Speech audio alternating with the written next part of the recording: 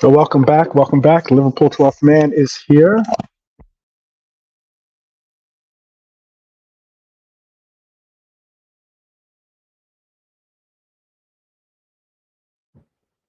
There you go. There you go. Connected. Finally. All right. So welcome back. Welcome back. We are live and direct. Had to finish up a few things before starting the show, but I am ready to go. I was waiting, hopefully, to get Lee or JK to join me. I know that Nalante normally has work at this hour, so um, if he's available, maybe we'll see him. If not, I hope that he has a good day at work. And big up to Red Armchair supporter out there. Big up to you. Bunch. Oh, you know what? Let's start off the show before we get into this. It's supposed to be I'm trying to call this the more than a preview show. Um, big up Sam. Big up.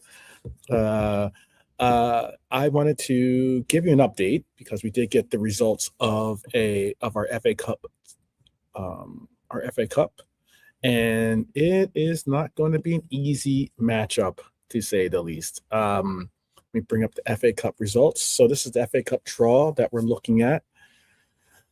West Ham and Brentford still have to play, so that's why that's up there as such. West Ham versus Brentford. We'll have to play either. We'll play Leeds, but they will have the home fixture. Manchester City will be our opponent in the FA Cup. There you go. I like that, Red Archer supporter. Big up to you. It is a situation where we're going to have to go to the Etihad to prevail,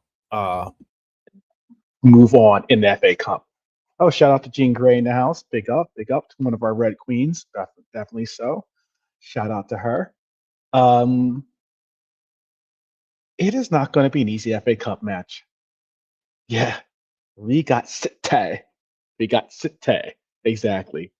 Um, and it is going to be, I think, yeah, we definitely got City. City is not going to be an easy matchup for us. It's something that we definitely would like to see, obviously, us prevail in, but let's be honest, it's not going to be an easy one to get through. As you can see, Chelsea have Port Vale, I believe. Um, I put down as being a fantastic draw. Whoever Port Vale was going to face off was always going to be a good draw for them, all things considered. Um, and then Southampton is going to be hosting Arsenal. So hopefully Southampton can knock out Arsenal from the ranks, and we'll see. This FA Cup draw. I think this is what JK wanted in a sense. I know JK was talking about he wanted to face up against City.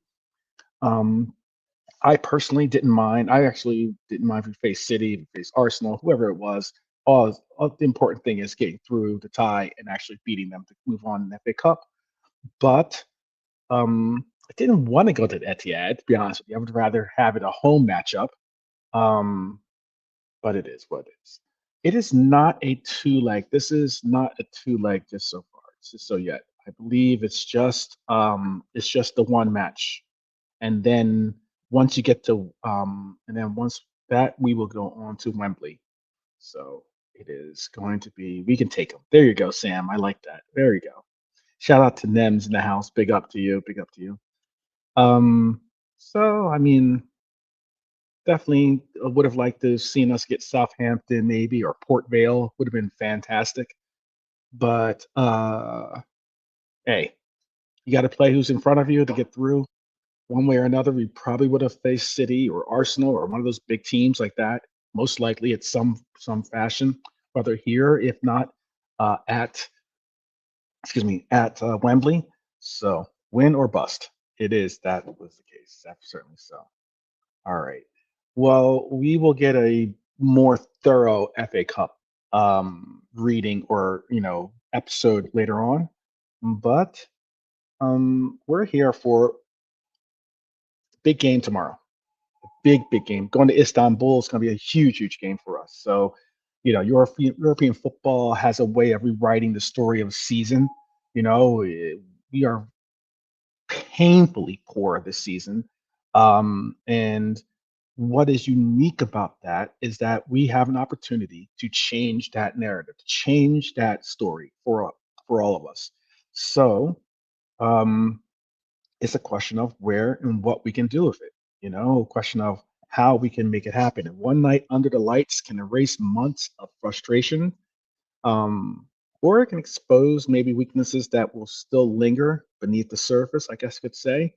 But for Liverpool, tomorrow night is going to be a it's going to be a real woo-ha, I guess, or whatever you want to call it. I don't even know if that's a thing, but it is certainly going to be exactly that kind of moment that I was just speaking of. Because this isn't just another Champions League knockout tie. This is us going to a ground where we've had history, where we've had great nights, where we've obviously have a defeat previously as well. It's a return to the place where our season somewhat started to unravel too. And when we went to, I believe it's called Rams Park, right? And got a poor, I think, a very soft penalty call on us, and we ended up losing 1-0. And then we even I think we had a disallowed goal in that game. Correct me if I'm wrong, but it was a performance that left a lot of us questioning the direction of this team, and it followed it followed a lot of heartache and pain for a lot of us, because what was brutal about that was that 9 defeats in 12 matches between September and November occurred in that span. Momentum collapsed, confidence evaporated, and all of a sudden, our football season was on tilt. But football seasons are long stories and not single chapters. So we now have to go to Istanbul and write a different narrative, write a different chapter in this up and down, dramatic, uh, joy and turmoil filled story of our own this season. And with only 3 defeats in our last 23 matches, I think maybe we're starting to get a little bit of rhythm. Maybe we can find ourselves getting a little bit of rhythm. And that's where it comes down to. Confidence hopefully can be rebuilt. And perhaps, most importantly, perhaps some of us can believe. And look at that. Just as I say that, I believe that I'd be joined by one of my brethren, and there he is. Big up to Lee. Lee joining us with hey Trudon, what up? What up? And Lee, how are you? Good, thanks. Greetings and salutations to everybody. Yes. City away, in the FA Cup. Yeah. Tough draw, that, isn't it? Tough draw. But you've got to beat the best teams, haven't you? When you get a hard draw like that, that's the way you have to look at it. You have to beat the best teams to win anything. But with it being away, that's a tough one. But we could get revenge for the 2 league defeats. We beat them twice last season, don't forget. True. We've got history in Istanbul. Maybe we didn't play Galatasaray for that history, but we do have history in Istanbul, glorious history. Well, at least I think it is. Maybe Lee's thinking about it. I don't know. You there, Lee? Yeah. Yeah. Okay. Yeah, great history. We've got a great relationship with Istanbul as a place in our collective memories as a fan base. It'd be interesting to get back to playing there. Played there obviously early in the season. We weren't very good, were we? I thought we were really bad. That was one of our worst Champions League performances. I know we had the bad PSV one, But for the away one, like we were poor in Istanbul, weren't we? Gonna play better than that this time. Agreed. Yeah, we went into. I shared with you. I don't know if you saw the clip, but yeah, I saw some of the. What was that? I'm trying to think of the name of the actual. It's an actual documentary. It was a fantastic documentary. When Liverpool were kings of the world, I think it was called, or something along those lines. Yeah, yeah. I know, when Liverpool ruled the world. When Liverpool ruled the world. Thank you. Yeah. Thank you. Yeah. We'll have to do. We should do. We should do a watch along. Not necessarily watch along, but like us maybe do like a film review or something like that, where we could watch that. We could assign that to the brethren and then kind of get into a conversation about that episode or that movie or documentary. That was an awesome documentary. I'd love to talk about that. Love to talk about that sometime. And it was talking about, obviously, when it was saying when Liverpool ruled the world, it was also about basically when Liverpool had finally seized the Champions League for their own. And oh no, that's horrible to hear, Sam. I'm sorry to hear that. He lost his passport at Istanbul airport. That must have been trouble. That must have been trouble. Yeah, I have a crazy. We've all had for some reason Istanbul airport is a very interesting airport. I have a crazy story myself about it. But what I was going to say is, we only have 3 defeats in 23 matches, man.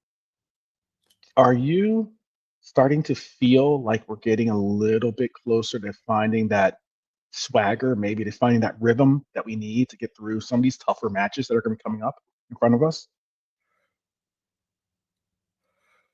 Yeah, it is. Like, there are some tough games coming up. I mean, the next 3, like the 2 Gala games and Spurs, I'm hoping, that we'll get through them. Because I mean, a draw away at Gala would be fine. I think even a 1-0 loss. I prefer a draw that or a win, obviously. But we should go through, all things being equal, against Gala. And we should beat Spurs as well at home. But then after that, like, we've got some tougher games, haven't we? We do. We absolutely do. Yeah. Let's step it up.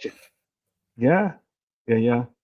All right. Well, tonight we're going to break down just that Liverpool tactical challenge in Istanbul. We're going to break down the danger posed by Galatasaray. We're going to break down also the Reds' path to the Champions League final. We'd love to know what that is. I know I had to put Lawrence McKenna on a little bit of blast. He was not happy about that, I don't think, but it's all good. Lawrence McKenna is a fellow Red, and I appreciate it. Just helping him out just as much as he helped me out with some of his introspection. I was helping him out with figuring out our path to the Champions League final because he had the wrong teams apparently in front of us. Yet, with that said, whether I'm going to talk about whether this Liverpool side has truly turned the corner. I know some people don't like that term or like that phrasing for it, but we can maybe touch upon it. And one thing is certain: if Liverpool want to reach Budapest in May, they must first survive Istanbul in March. So let us begin this first half. We have 2 halves of this. I set it up where we have first half and the second half of the show. So I'll start it up with the first half of the show, and that is this Istanbul rematch. Because we're going to be returning to, like Lee said, to the Ram Park. It's not going to be an easy one to go back to. We lost there 1-0, and I think that the impact of the result definitely, as I said, really impacted us deeper than we really thought.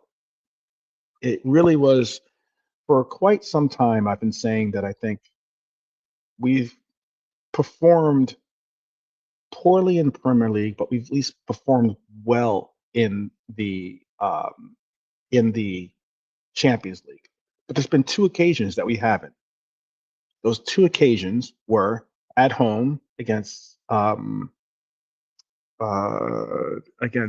Dutch team. I'm forgetting who it was now off the top of my head. But who did we lose? Who did we lose against? Eindhoven, PSV Eindhoven. Yes. We got a panning off them at home. That was terrible. That was the nadir of the season for me, to have that happen to us at home from PSV. PSV, yeah. And then we also obviously had the loss against Galatasaray. Now that one wasn't as bad as the beat down that we got against PSV at home. That hurt more, I would say. But the Galatasaray hurt just, I wouldn't say all the same, but it did hurt. Because I think that we played poorly in that game, but I don't know if we deserve to lose in that game. Right? Would you go as far as to say that? Or do you think that we deserve to lose in that game? I can't complain that we lost. What I can complain about is the penalty that never was. Should have been a 0-0 draw, that game. But that's fine. That's what I saw too. Yeah, I definitely agreed on that. That's how I looked at it too. We've certainly seen our structure improve. I know there's a bunch of talk about certain players, if they even cut the mustard anymore. I think that's at least what my grandparents would say, cut the mustard, right? That's a good saying. I think they use it everywhere that speaks English. It's just a thing, innit? Couldn't cut the mustard.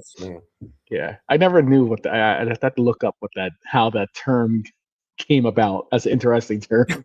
I know, I find it strange because you spread mustard, if anything, don't you? Yeah, exactly. Exactly. You don't really know who cuts it. Yeah. If you're cutting mustard, don't eat it. I would probably suggest that.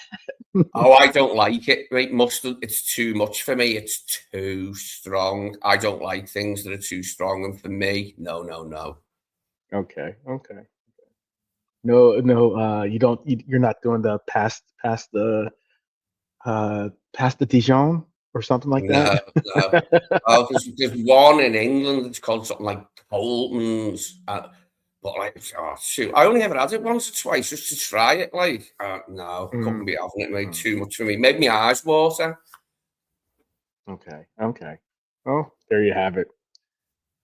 Well,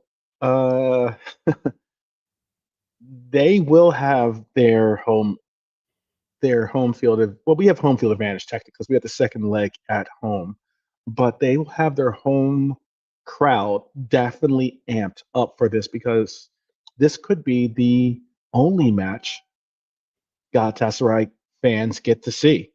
And they've been warned about throwing fireworks and different antics such as disrupting the game. They didn't learn, I guess. So I know that they are trying to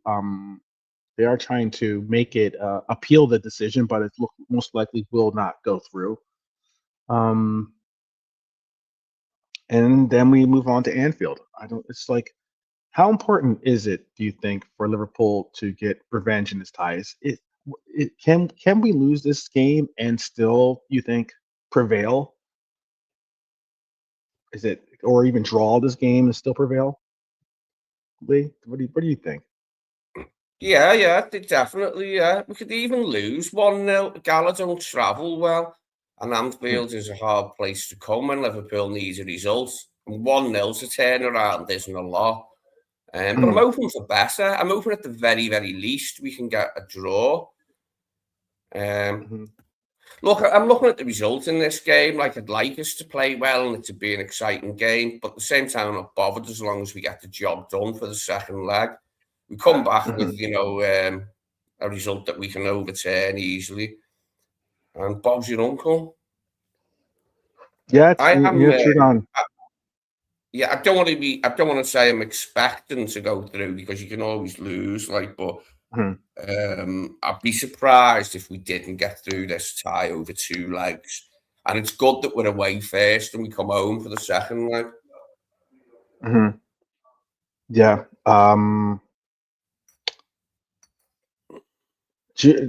Trudon's right. Juventus nearly did prevail in this one, or in their opportunity to maybe force penalties, or if not, win outright. We must win or draw. Sam cannot accept a L. This team doesn't have that mentality of coming back and beating a team like we did versus Barca. Okay. I don't know. What is that? Bob's your uncle and Betty's your aunt? I don't know what that means. Okay. Do you know what that means, Lee? Is that to you? Well, it's part of the saying, Bob's your uncle. The one I used to hear it, Fanny's your aunt. It'd be Bob's your uncle, Fanny's your aunt. But Bob's your uncle is the one that people say the most. People never use that end bit. It's just Bob's your uncle usually, as in there you go. I'll show you real quick. This is the FA Cup. I see people talking about that. This is the FA Cup draw. This is the FA Cup draw. Obviously, the West Ham and Brentford game still has to be played to find out who is going to be facing Leeds. But the West Ham or Brentford will have that game, I believe, at home. We have City. We have to go to the Etihad for our FA Cup match. Chelsea are going to be hosting Port Vale, and Southampton will be hosting Arsenal in their matchup. Just so you know. Pop your teapot. I got you. All right. I wanted to talk about the path, and what I meant by when I was speaking about Lawrence McKenna, because I think Lawrence McKenna had the wrong teams that we would have to face.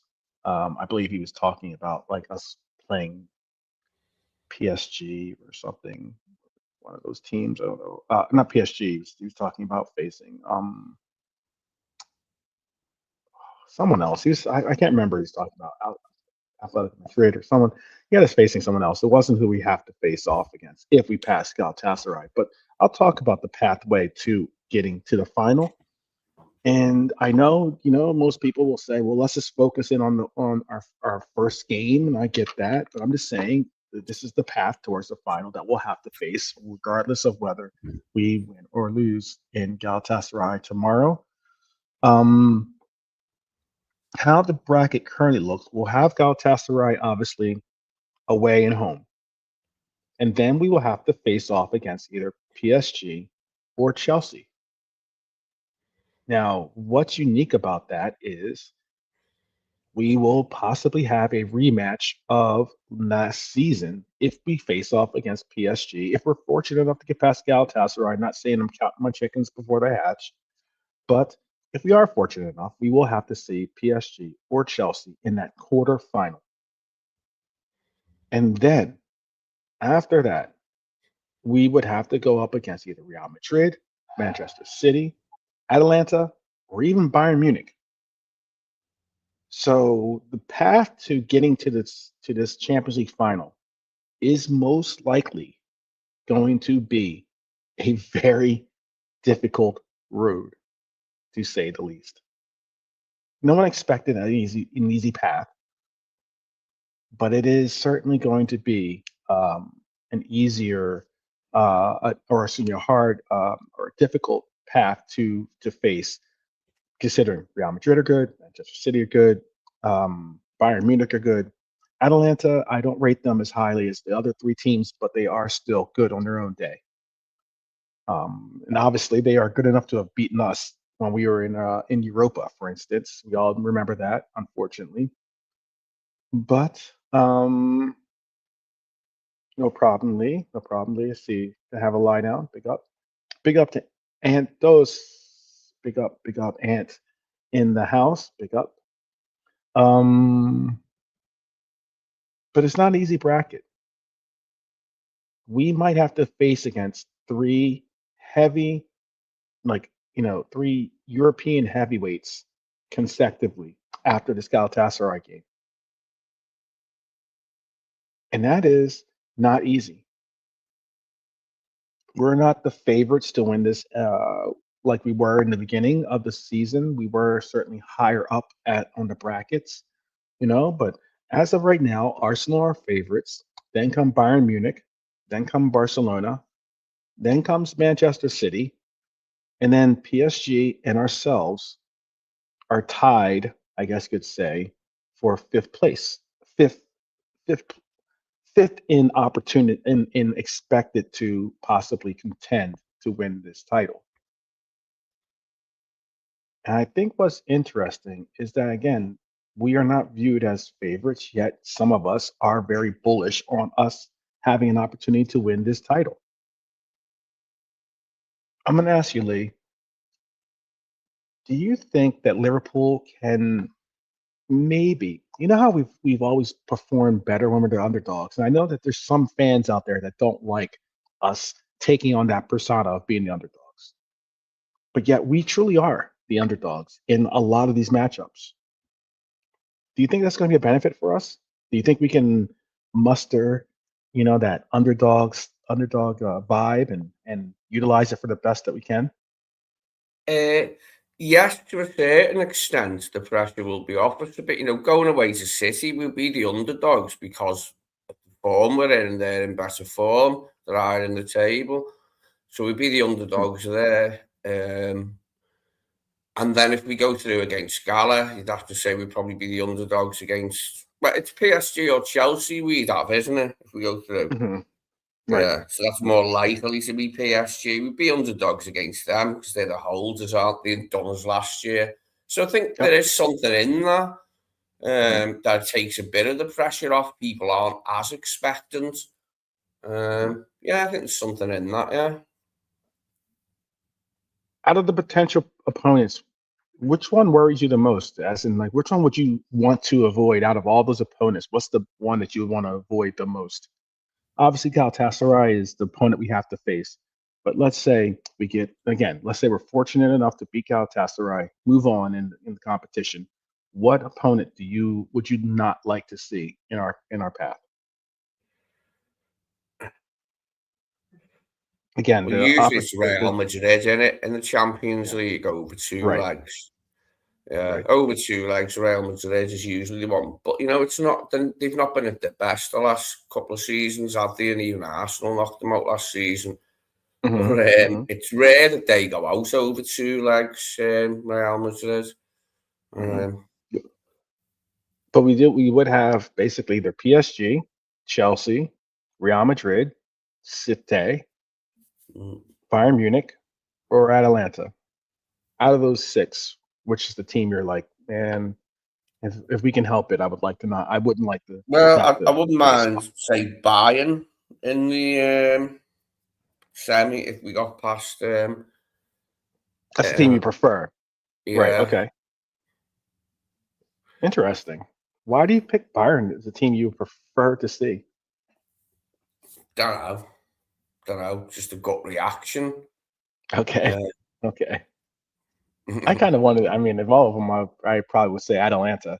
But I mean, I get you. If I wanted to see it. I meant because Atalanta won't be going through. Basically, what I'm saying is it'd probably be Bayern out of them, Real Madrid and City. Okay. But Bayern Munich is a team that you would not like to see out of all of them. Well, not particularly, but you've got to play. We're going to have to play someone big, so might as well be them. Okay, interesting. We don't have a bad record against them either. Too bad our Bayern Munich record. If you had said Bayern Munich was a team you'd least want to see, I could respect that. I don't want to see Bayern Munich. I don't want to see Kane. I don't want to see love Lucho, but I don't want to see him again. In our past to complicate things or give a storyline that we don't want to have to face. I don't want to face against even Elise, for instance. I don't want to even face off against him in any ways. about it. But I would probably say, unfortunately, I would say probably PSG is a team I least would like to see. I don't know if I'll knock on wood just in case, just try to not jinx us. But considering that would be our next team if we were to go past this round, um, primarily because I just think that this coach has something in I think he respects PSG too much, and I think that it could probably, even though we would be underdogs, even in that matchup, despite the fact that we would have again home field advantage. I think we'd have home field advantage in that one. Um, I think that that's something of what kind of troubles me when it comes to you know, out of all those teams, PSG is probably the team I think would be the one that he'd give too much credit, and he would give so much praise and da da da da, and end up having some lame excuse as to why we didn't do this or didn't do that against them. Samir thinks that we can contain Kane, Elise, and our man Diaz will show up, but their midfield and defense is not what it was. Musiala still isn't back, really. That's also a very, very valid point. Ant says we perform better when we're underdogs, if you ask him. Okay. Depends if Ruiz is, and this is Sam talking, he says, depends if Ruiz and Neves recover, they will be really tough. But if they don't, we have a great chance. He thinks Chelsea might go through if they get their act together. They barely beat Wrexham. That's what he says too. That's really true. VAR had some impact or some say in that as well. But you are well, Chelsea did beat PSG in the World Club Cup finals in the under. I got a laugh out of that. The way they did it was rotten, you know what I mean? They hardly played, but they managed to win. And I found it dead funny, you know, the reaction of the PSG players and Enrique. They all had a bad cob on when Chelsea won that World Club Cup. Yeah. I mean, yeah, PSG also almost lost to Chelsea. Chelsea. PSG almost lost to Spurs. Spurs. Exactly. Spurs took them all the way, mate. Yeah. I would love to knock them out as revenge for last season, but I prefer to avoid them so Chelsea could do the honours. We owe Chelsea one in terms of we knocked them out twice in the semi, but then they knocked us out twice after that, once in a quarter. When Fabio Relo scored one of those boss left-footed free kicks against them, but we still went out. Well, let's talk about this. Let's talk about we're talking about going on against PSG or Bayern Munich or any of those teams. Well, to get there, we have to go through Galatasaray first. And the Istanbul test or Istanbul exam, or Istanbul,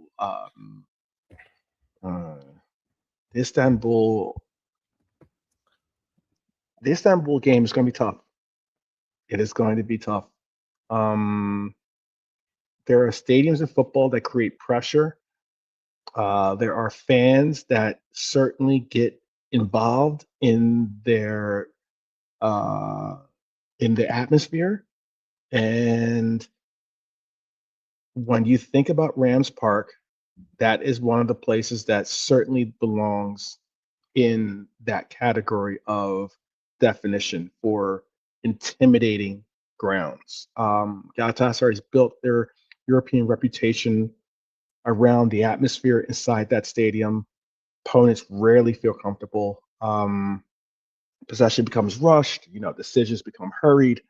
The emotional energy that you see in these games tend to be the crowd fueling the home side on. And this is precisely the type of environment where Liverpool has struggled at times this season. It is going to be a very interesting situation for them to get through.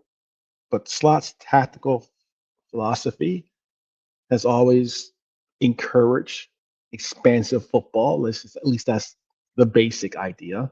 behind his football. Big up, big up. We got JK in the house. How are you doing, JK? I'm all good, man. How you doing? Excellent, as well? excellent. We are just talking a little bit about what we have to face once we go to Istanbul. It's going to be something of an interesting position because it is a high pressure away match, certainly. But Trudon's asking, that's a very good question. I do have a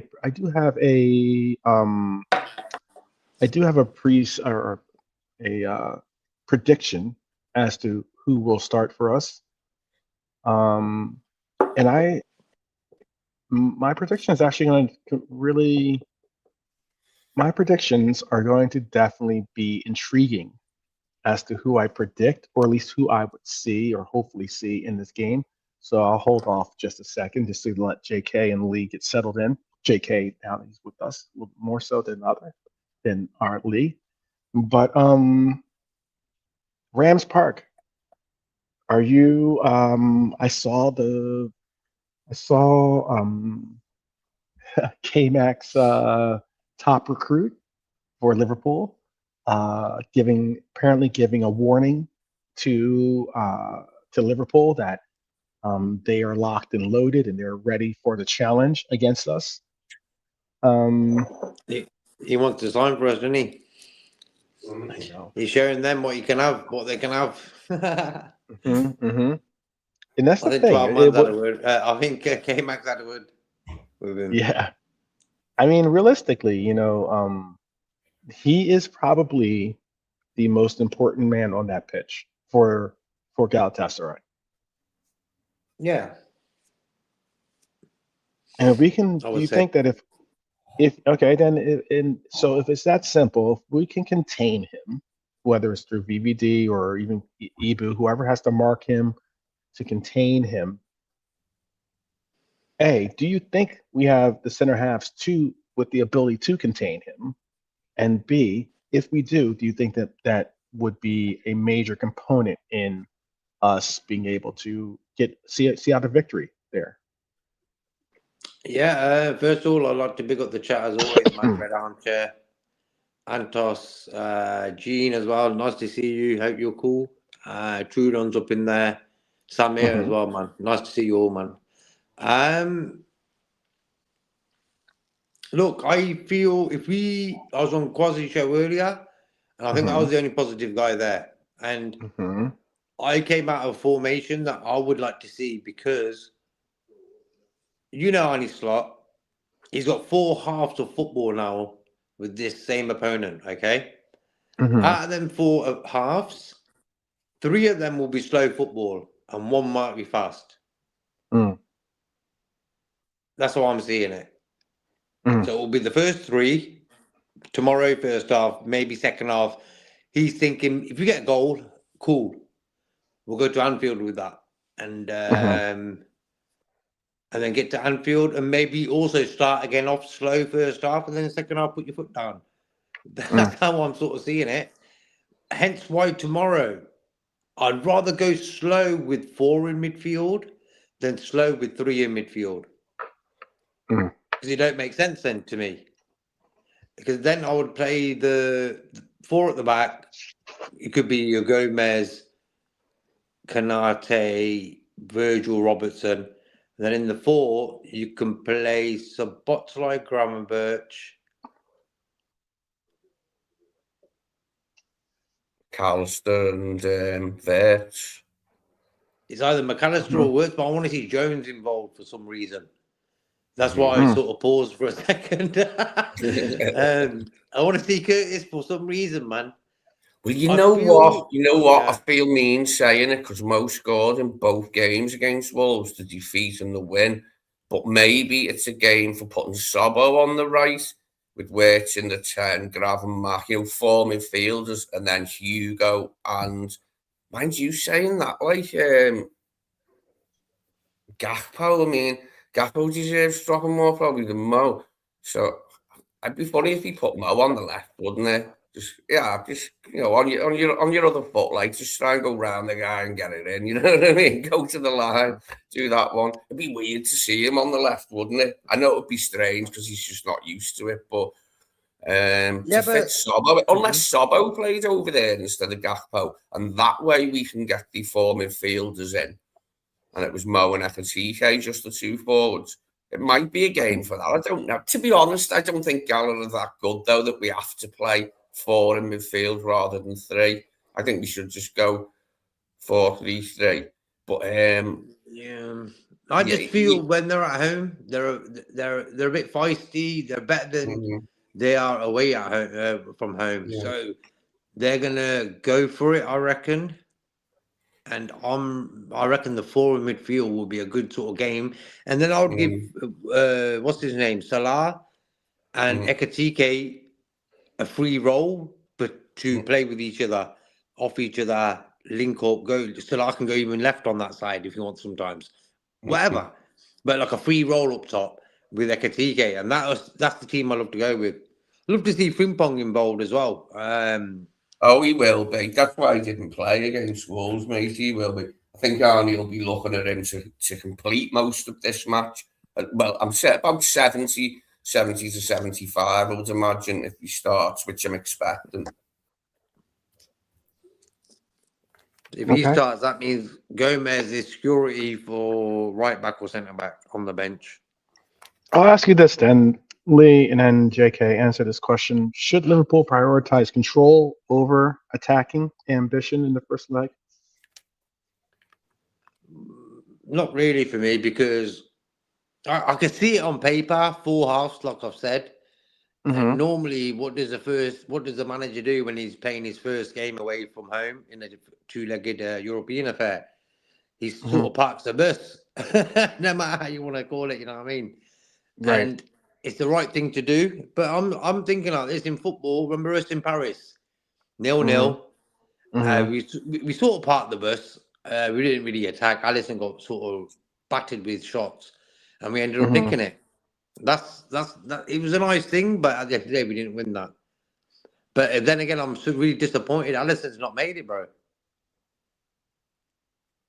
Okay.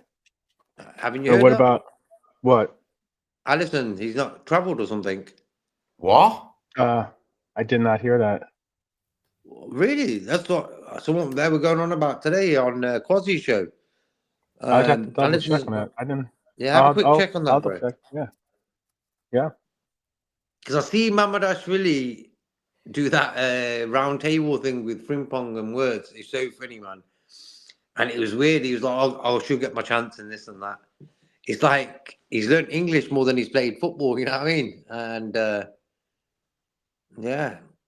Yeah. He did. Apparently, he picked up a knock in training. Fair enough. Because I've seen the video. Not far away from home there, is he, Mama? Like in Istanbul. I mean, it's not that far away, is it, Georgia? Like, it's very close, like in some ways, like in terms of continental. Like no, Alisson, no Chiesa, man. Not great. Chiesa, I know, was out. Yeah. But for me, I knew about that. If anyone knows in the chat, like Peter's asking, is it hammies? I'm not really sure. All I heard, he never felt right or something, and he decided not to go because the training video this morning, I'm sure I've seen him on them. So it must have happened during training, and then Yeah, because I watched it. They had the training video out, and he was in it. Well, look, Mamardashvili now, he's had enough time to sit down and enjoy the atmosphere and get used to what it's like to play for Liverpool, and he's had enough time to realise what he needs to improve on his game and that. Hopefully, if he's going to play now, tomorrow, it looks like we're only going to have one sub-goalie then tomorrow. Unless they ring Bruce Cromwell up. No, he'll still probably try. It's a nice game for Mama, isn't it? It's a good game for Mama to come in. He'll be buzzing. I'm sure, like all his family, and that'll be buzzing watching the game. And that's a big game, big atmosphere. I'm pleased for him then in that sense. Like, I didn't want Alisson to be out because, we need to go. But it's a game for him, and he's, can show his stuff now, like, and get himself 90 odd minutes. Mm-hmm. Yeah, I've seen that round table thing, and it's sort of timing wise, you can't write it. He was like, I want to get more games, of course, or whatever. All of a sudden, he's got one. He's just too funny. First time in about 5 months. Something like that. I don't know when's the last time he played for us. Did he play in the FA When's Cup the last games? time No. Marmadas Billy Alisson played in played for everyone. us? Yeah. I'll find out for you in a second. Let's see. Wow, come on. We'll see where he's at anyway. Good luck Yeah. to him. Yeah. Let me see. When's the last time he played for us?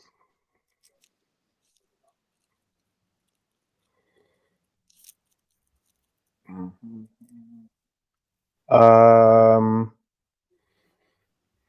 wow. Struggling to spell his name right. Barnsley, yeah. I thought it was Barnsley. Yeah, because we played in the FA Cup. We played. Who did we have first round FA Cup, third round? It was. Barnsley we played. No, Barnsley. Yeah, Barnsley's Barnsley. It was. Barnsley's the only matchup. He played in the FA Cup then, bro. Third round, January. That was his last game then. So, but I'm sure Alisson played that game. Which game? Because he went out strong. Remember, we were all surprised he went with a strong team. I'm not sure Mohamed really was involved in the FA Cup. I think it was the Carabao Cup the last time he played. Let us know anyway. I think it might have been the actually, you know what? Barnsley, did he? You know what though? The last time, or not last time, but all things considered, he was the goalkeeper that played against Galatasaray. I mean, we lost 1-0, yeah. Yeah, we lost 1-0 against. I mean, it was a penalty kick, so I mean, I don't really hold him. You know, it'd be great to see him stop the penalty, but I mean, still, it was a penalty kick, but it wasn't a penalty. That was the worst decision ever. Same as Trudon, I'm not really convinced by him because he let a lot of goals in. We sort of settled our team when Alisson came back, but at the end of the day, he's just new. No, he's not. He's new into the Premiership.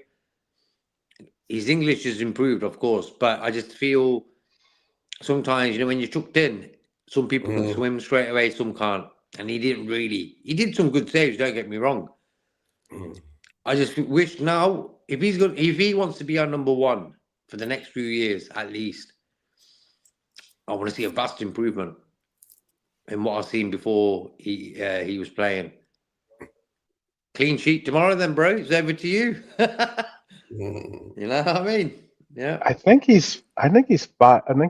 trying to count up how many games he's at. I think he's played 10 games for us, and he's 5 wins, 5 losses. 50-50 then, yeah. Yeah, he's at 500. Because he was the goalkeeper for, let's see, we can count him up as we go. He was the goalkeeper against when we beat in the League Cup against Southampton, we won 2-1. He was the goalkeeper in the Galatasaray game where we lost 1-0. That's 1-1. He was the goalkeeper in our Chelsea 2-1 win. No, 2-1 loss. Excuse me. Yeah. So that's 1 and 2. Yeah, so he might be worse than that then. And he was the goalkeeper in our 2-1 loss to Manchester United. So that's 1 and 3. Ooh, he might be under 500 actually. He had a few bad results. Yeah. Brentford, I think, as well. Frankfurt, we were in that game. We won 5-1, so that's 2 and 3. Yeah. Brentford. We lost, so that's 2 and 4. Villa, we won, so that's 3 and 4. Real Madrid, we won. Yeah, 3. He kept a clean sheet against Real Madrid, so that's 4 and 4. Okay. Fair play to him. He lost in that City game at City. That's 4 and 5. Yeah. And he was, I think it's 4 and 6. He is because he was also the goalkeeper in that PSV game too. Oh, the 4-1. He's has some really big games for us, but he's also has some really poor games for us. Howlers, yeah. Look, for me, the big games like Villa, Real Madrid, clean sheets, wins. So he can't keep clean sheets. And Barnes, so he's 5 and 6. So he's 5 and 6. So if you look, man, we've sort of forgot about him, really. Now we need him to do a job, and it's his dream to play in the Champions League for us. Show us a bit of strength then tomorrow. Don't be shy, because someone I was watching that video with today said he's shy. Mamardashvili, you know, when they were doing the interview with their work. He doesn't look like he'd be a shy guy, but okay. He's a goalkeeper as well. That's the weird thing about him. Normally, goalkeepers are very deep, not shy characters because of the job they do. Like, look at Peter Schmeichel, bro. You know, he was bigger and larger than life. He was. Bruce Grobbler. You know what I mean? The character's a big character. Mamardashvili is probably one of the most quietest type of goalkeepers I've seen. Yeah, some goalies are quiet, but like some of them are extrovert characters, and it sort of goes along with the position. Or it used to anyway, a lot more. But like some are just quiet blokes, yeah, and Arne's, you know, what's the word? Talkative, yeah. Chatty catties, maybe. Well, several key players are going to be expected to be returning to the lineup. Some very much so. I mean, obviously, hearing that Ali's not going to be making the trip is a little bit of a downturn in our high expectations, but it's still all the same. This is an opportunity for Mamardashvili to step up. Obviously, this is his.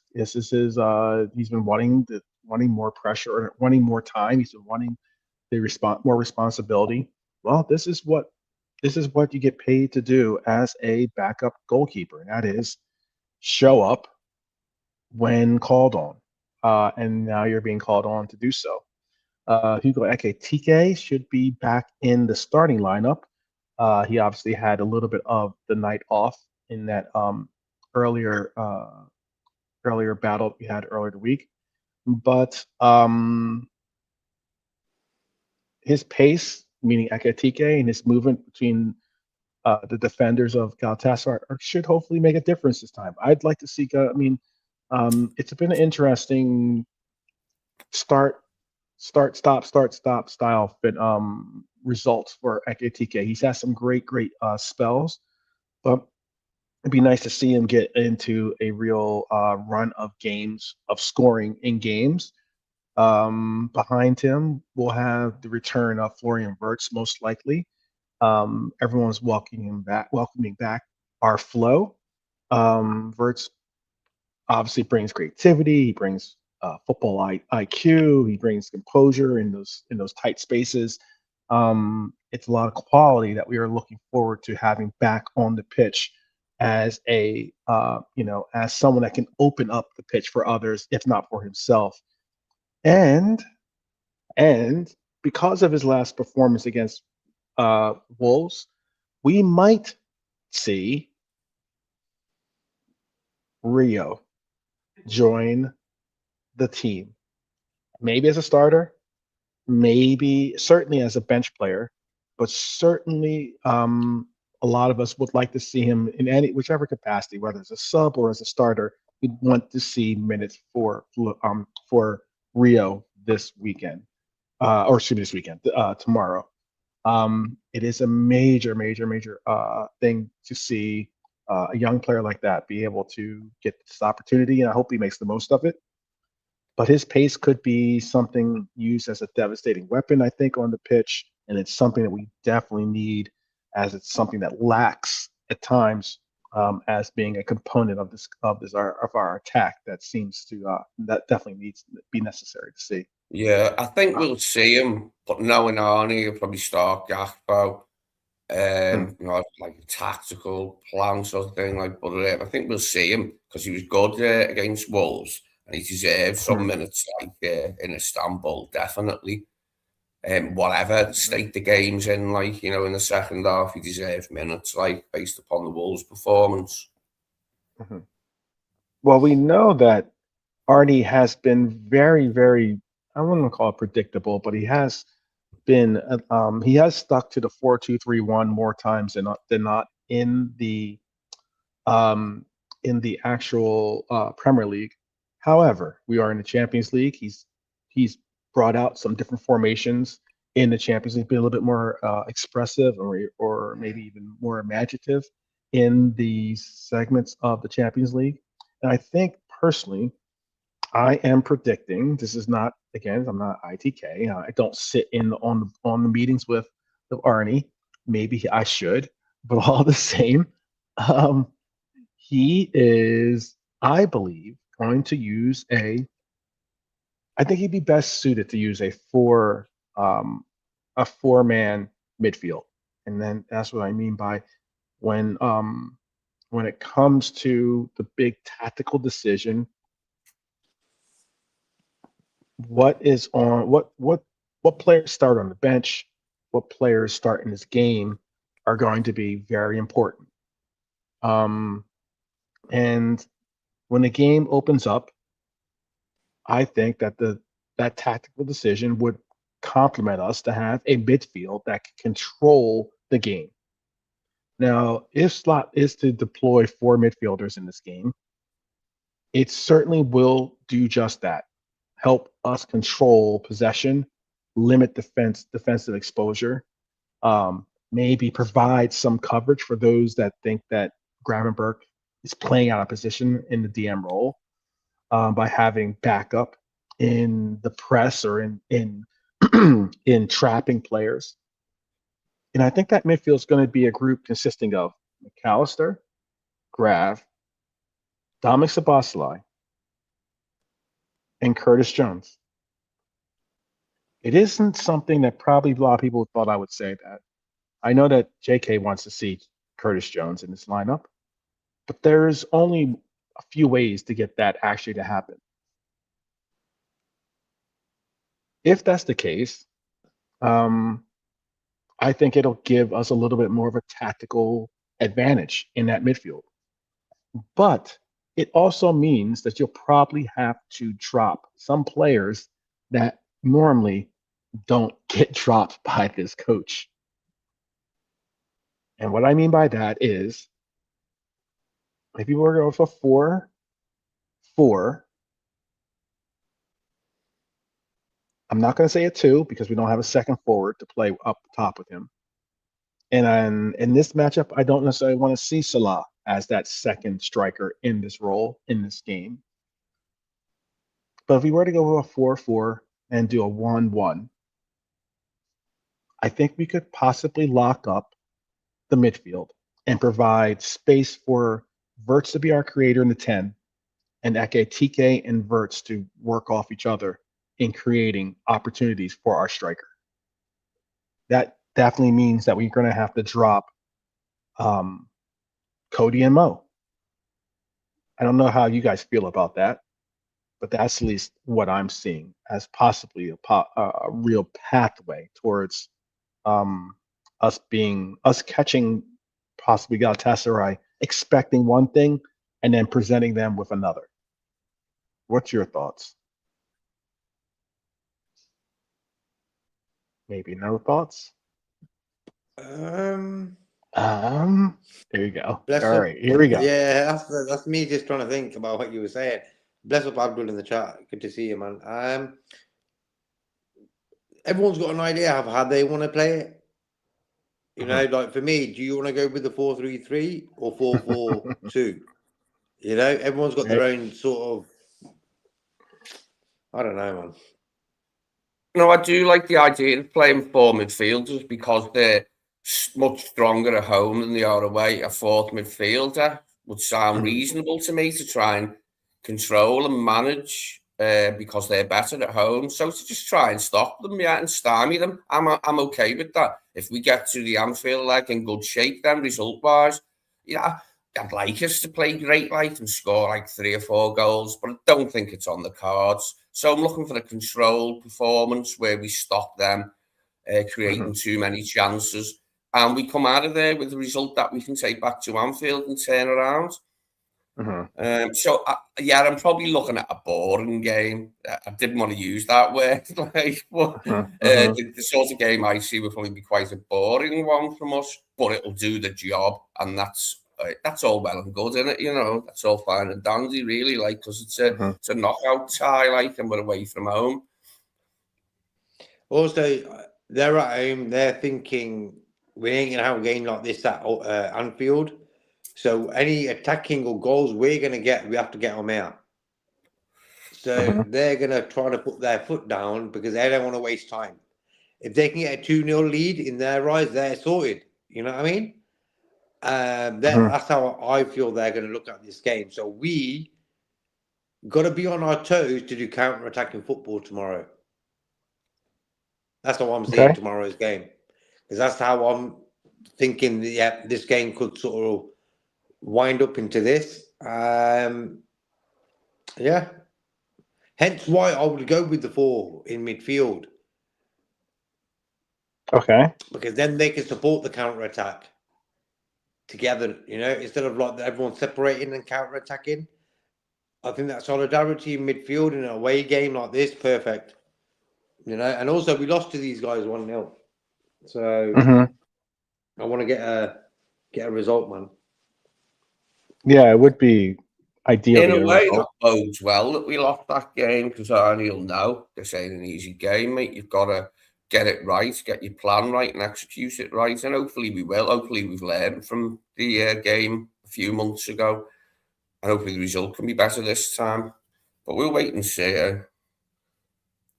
I did see some floating it, and like the more I heard it, the more I was okay with if we're going to go a 4 midfield. That it would be something that obviously is going to have to.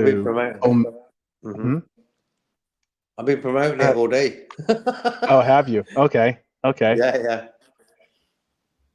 And so who is your 4 midfield? That's the question now, because I want everyone in there, Szoboszlai, McAllister, Gravenberch, of course, but I want Wirtz and Jones in there as well. So Szoboszlai is not going to play right back.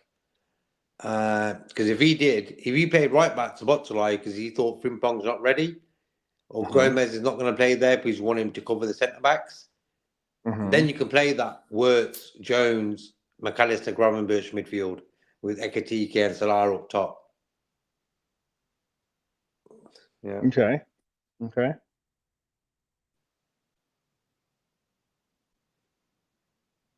What about for you? What's your thoughts, Lee?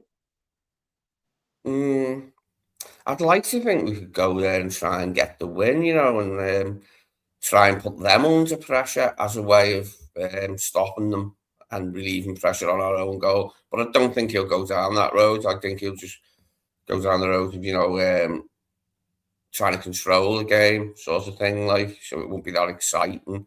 And that's because, you know, it's not an easy game, so you can't expect us to just go there and turn on the style, can you? Like, it's a tough away. They're a decent team at home with a great atmosphere and all that. So the idea that we could go there and, like, try and attack them, I'm not so sure that'll happen. I mean, we will attack them, don't get me wrong, but not in the way that are meant, you know, where we can score 2-3 goals or something. Like, I think it'll be a contained, controlled performance, more likely. But as I said before, that's good. That's what we need if we're going to go through. Okay. Yeah, I'm blessed up Melipas. I think he's a Galatasaray fan. He's saying there's 7 important players and the coach missing for the game at Anfield. I know their fans are. They're not allowed as well. So realistically, they've got this game tomorrow to really go for it, my opinion. Is Osimhen hurt? I didn't see that. No, he's sound. Do you know what I've never asked? Maybe the yellow Why card. does Osimhen wear the mask? You know, his mask, did he break his cheekbone or something badly and he has to wear it? Yeah, I think he had something like that. Yeah, I never knew what that's normally what it is, isn't it, with players when they have to have one, like, they had, like, some bad damage done. Okay, they got 7 players on the brink of suspension. Of suspension, yes, that is true. That is definitely true. They've got a lot of players on the brink of suspension, especially Do you know after the that. Liverpool ones? 12? There was a lot I of. think Samir was saying there's 3. Yeah, there are a lot. I can find out for you too on that one. Yeah, I'm trying to think. Let's have a guess who it could be. Come on, lads. Hmm. I think Gravenberch, Szoboszlai, and Kayakes. That's my guesses. Of the 3 guys, if it's them. Thanks for the info, Samir. Thanks for that. Okay.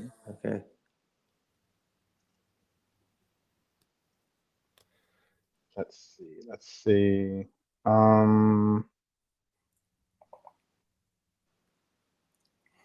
I'd have to go and see. Spin tracker. Let me look at the. I think he was on a yellow for us. Yeah. Yeah, Galatasaray top of the table, red armchair. They won at the weekend, 1-0 away. So they're doing sound. Yeah, Real Madrid has the most yellow cards in this competition so far, 22. Galatasaray have 20. That's a lot. 20. I'll have to see who's on the verge. I don't have a distinct answer for that because I know it's something. I think you get it on your 5th, right? Your 5th. If you get 5 yellow cards, you end up going out or something like this. Let's see. I'm not really sure how this one works, the Champions League. There's enough games there to. How many games do we have? 8? Something like that in the Group 8 stage. So it could be 5. I'm not sure, bro. Yeah, actually, this one has it as different. This has more. Let me see where it's at. This one, I'm looking at UEFA, and it looks like yellow cards, fouls committed. Looks like that's fouls committed. Let me see. Yeah, Galatasaray, excuse me, is reason why they are. That was before their last match because Galatasaray sits at 26 yellow cards been shown to Galatasaray so far. Real Madrid have 25. It's a lot. That's a heck of a lot of cards. Oh yeah, let me just say to Melipas, I loved it when Galatasaray knocked Man United out of Europe in like the early to mid 90s. I think it was 2 seasons in a row. When United were just getting going in Europe under Ferguson, it was dead funny. Ferguson had a cob on like and was moaning about the ref in Istanbul, but I really enjoyed that. Thank you, Gala. I'm forever in your debt for that. Let's see.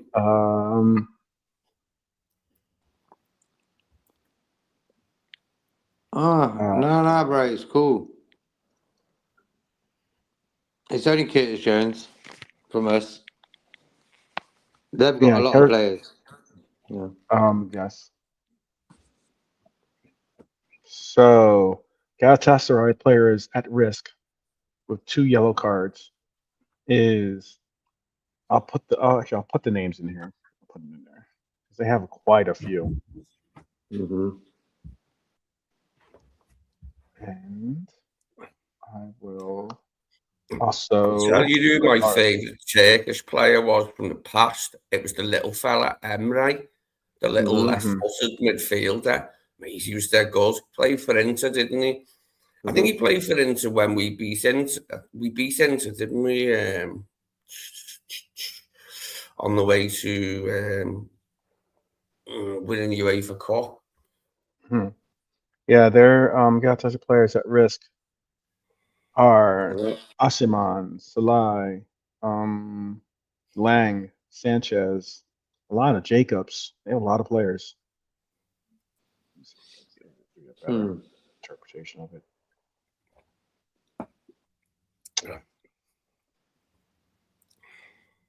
We've got Curtis. So the only player that we have is Curtis. Yeah, that's mad. This is probably better. Yeah. is their back four. You isn't probably it? won't even start, like, so we're okay there, aren't we? Yeah. Oh, it's Davinson Sanchez there. Yeah, okay. Yeah, from Tottenham. So all their defense is in on yellow cards. So they're going to be trying to not mess it up, then, aren't they? They're not going to trying to give no fouls away. So they might get skinned a few times. You know what I mean? Yeah, that's the thing, is that That's the thing. they have, A yellow card, bang, they miss the next game. So they mix the next game. We should use that to our advantage. Tell the players to run at them. Wirtz, Salah, whoever it is, Gakpo, Ekitike even. Yeah, the Gala fans ain't at Anfield yet. Yeah. Well, I'm looking forward to it, to see how much we've improved since the last time we met them. It's a really good test for the players, to play in that cauldron, because this is a knockout now. If they thought it was tough last time, being in the group stage, it's a knockout tie in that cauldron of the stadium.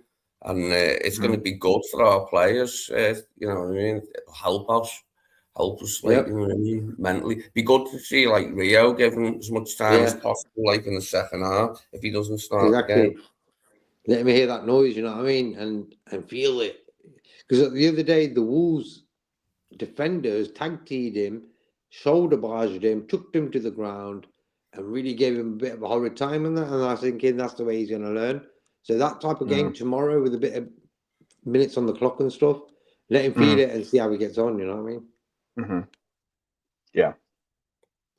For those that are wondering what my lineup is that I think that we would go with, I know this I know the interesting wrinkle of it all is differing from what JK thinks, and possibly even what Lee thinks is going to happen.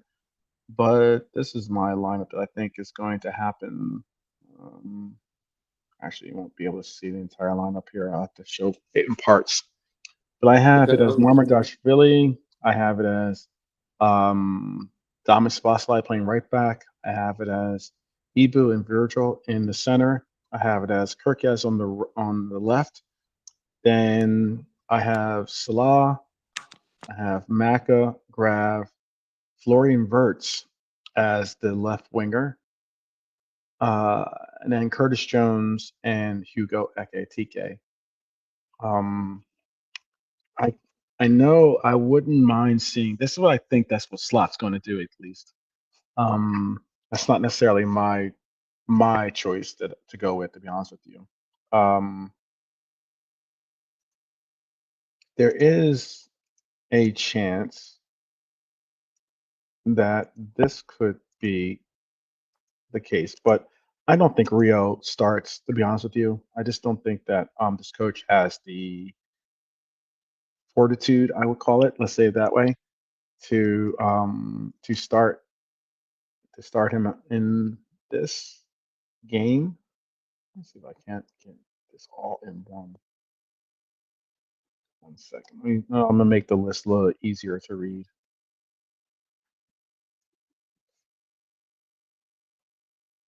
One second. Let's see if I can get all of it in here.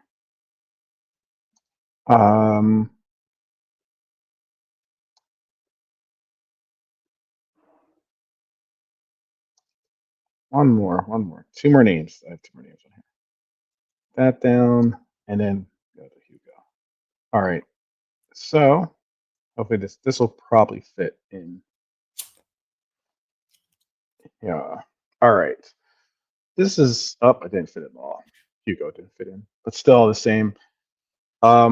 This is a lineup that I would like to see, to be honest with you. I get it's different than what people would possibly want to see themselves, but I'd like to see this lineup, to be honest with you. Marmardashvili. Frimpong, to be honest, like at right back. Fair Don to go back into midfield and be at right back. I mean, I think that was the idea of not playing Frimpong in the cup game. So hopefully he will start, because he just wants to have somebody who's more of a right back, someone whose job that is to do that job. I get that. I get what you're saying, but what I am also seeing is a unique. If I know if our coach can possibly get his preference out there, I think that you'll see Thomas Szoboszlai in right back again. Unfortunately, that was the case our last trip to Galatasaray, and he ended up getting a penalty. But all the same, if we are to see Dom in as a right back, what I think you could end up seeing is, and this is why I'm saying Robbo. Just hear me out. Hear my version of what I would see or what I could fathom seeing this coach do, and that is, if you play with this back line, if you go Ekitike, the H is for Ekitike. It didn't all fit into that's where it was. Okay, so if you were to look at this lineup and have Marmarashvili in as this goalkeeper, that's given. But if you were to have Dom, you have Ibu, Virgil, and then Robbo as the four back, as our four in our back line. What I could see is maybe allowing for Thomas Szoboszlai to play inverted, to be able to actually get into the midfield. And thus you would have the ability to create a midfield four, okay, without having to take away from our front line. And you could have Ekitike, you could have Salah, and you can have even a Rio or even a Cody still play on your wings, or if not Florian Wirtz still play there if that's what you're going to do. And but it could also be able to allow for you to have coverage by having Dom, Graf, and Maka, along with Florian in that midfield, being a midfield, being a four-man midfield, and then being able to produce space for Flo, for hopefully Rio, if you're going to go that direction, over Cody, and have Salah on the right. It's a possibility. That's at least how I would probably go up against this. But I do think Dom's going to start right back. I know a lot of us don't want to see that, but I think Dom will start us right back.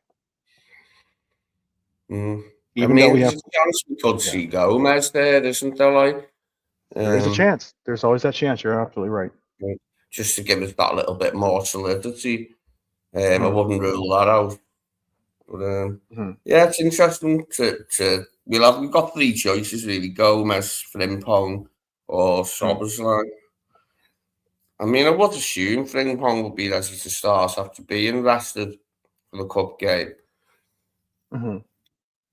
I think what you'll see is that if you allow for Dom, if you put Dom in as the right back, what will happen is Salah will be allowed to play higher up, which is what he prefers to do. He doesn't like to get involved, obviously, defensively, having to track back and do all that extra work. I think by having Dom in that right back spot, that's what you're going to allow for Salah to have the freedom to do. And I know it's unconventional, but that's at least what I see. We'll see. It happens. I'm going to go to predictions here before we get into the second half, because the second half isn't as long as it is as long as the first half technically, but not in reality. I'm going to say first half, my prediction, 2-1. I'm predicting Liverpool 2, Galatasaray 1.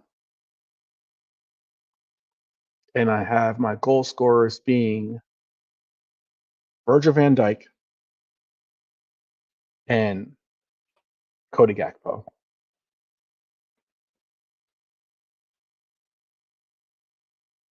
What do you see? What is your prediction? I see Gene Gray is throwing 2-1 Liverpool. Red Armchair supporters saying 1-0 Liverpool.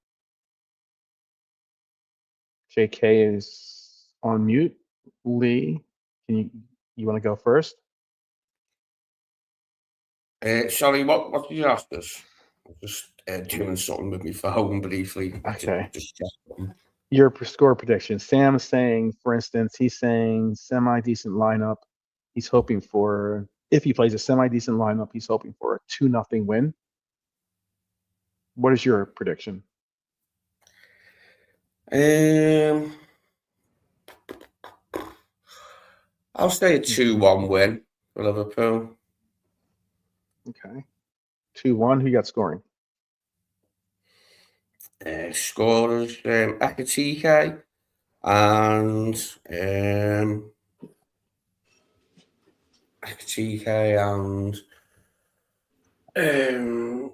McAllister. Macca. And okay. Unique. I see JK is back. So what are you saying, JK? Let's go with. I'm going to think about this one.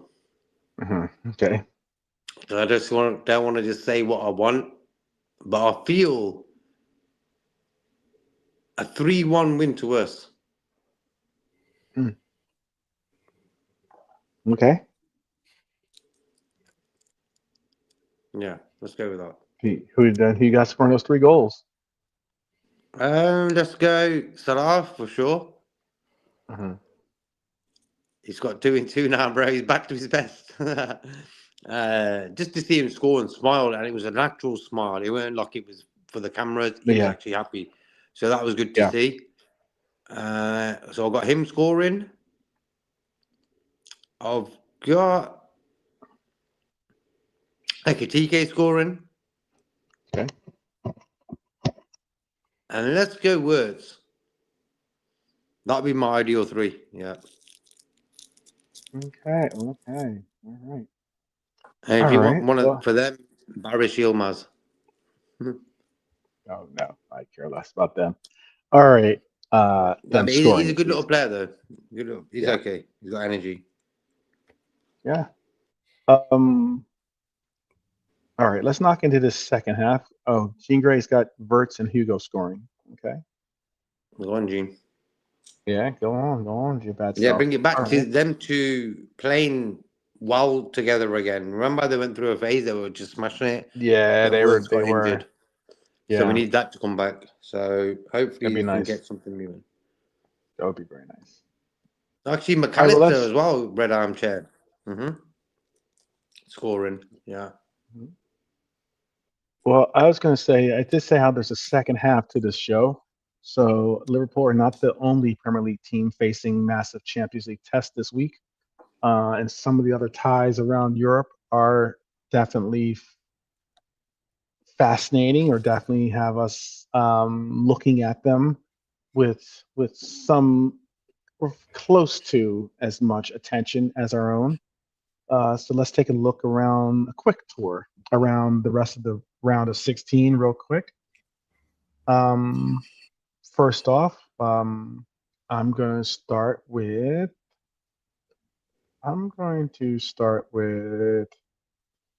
Spurs, because Spurs have had certainly a troubled existence in football lately, and Europe football has been somewhat of a relief, or an opportunity to, I'm going to say hide, but certainly get a getaway is a better way to put it.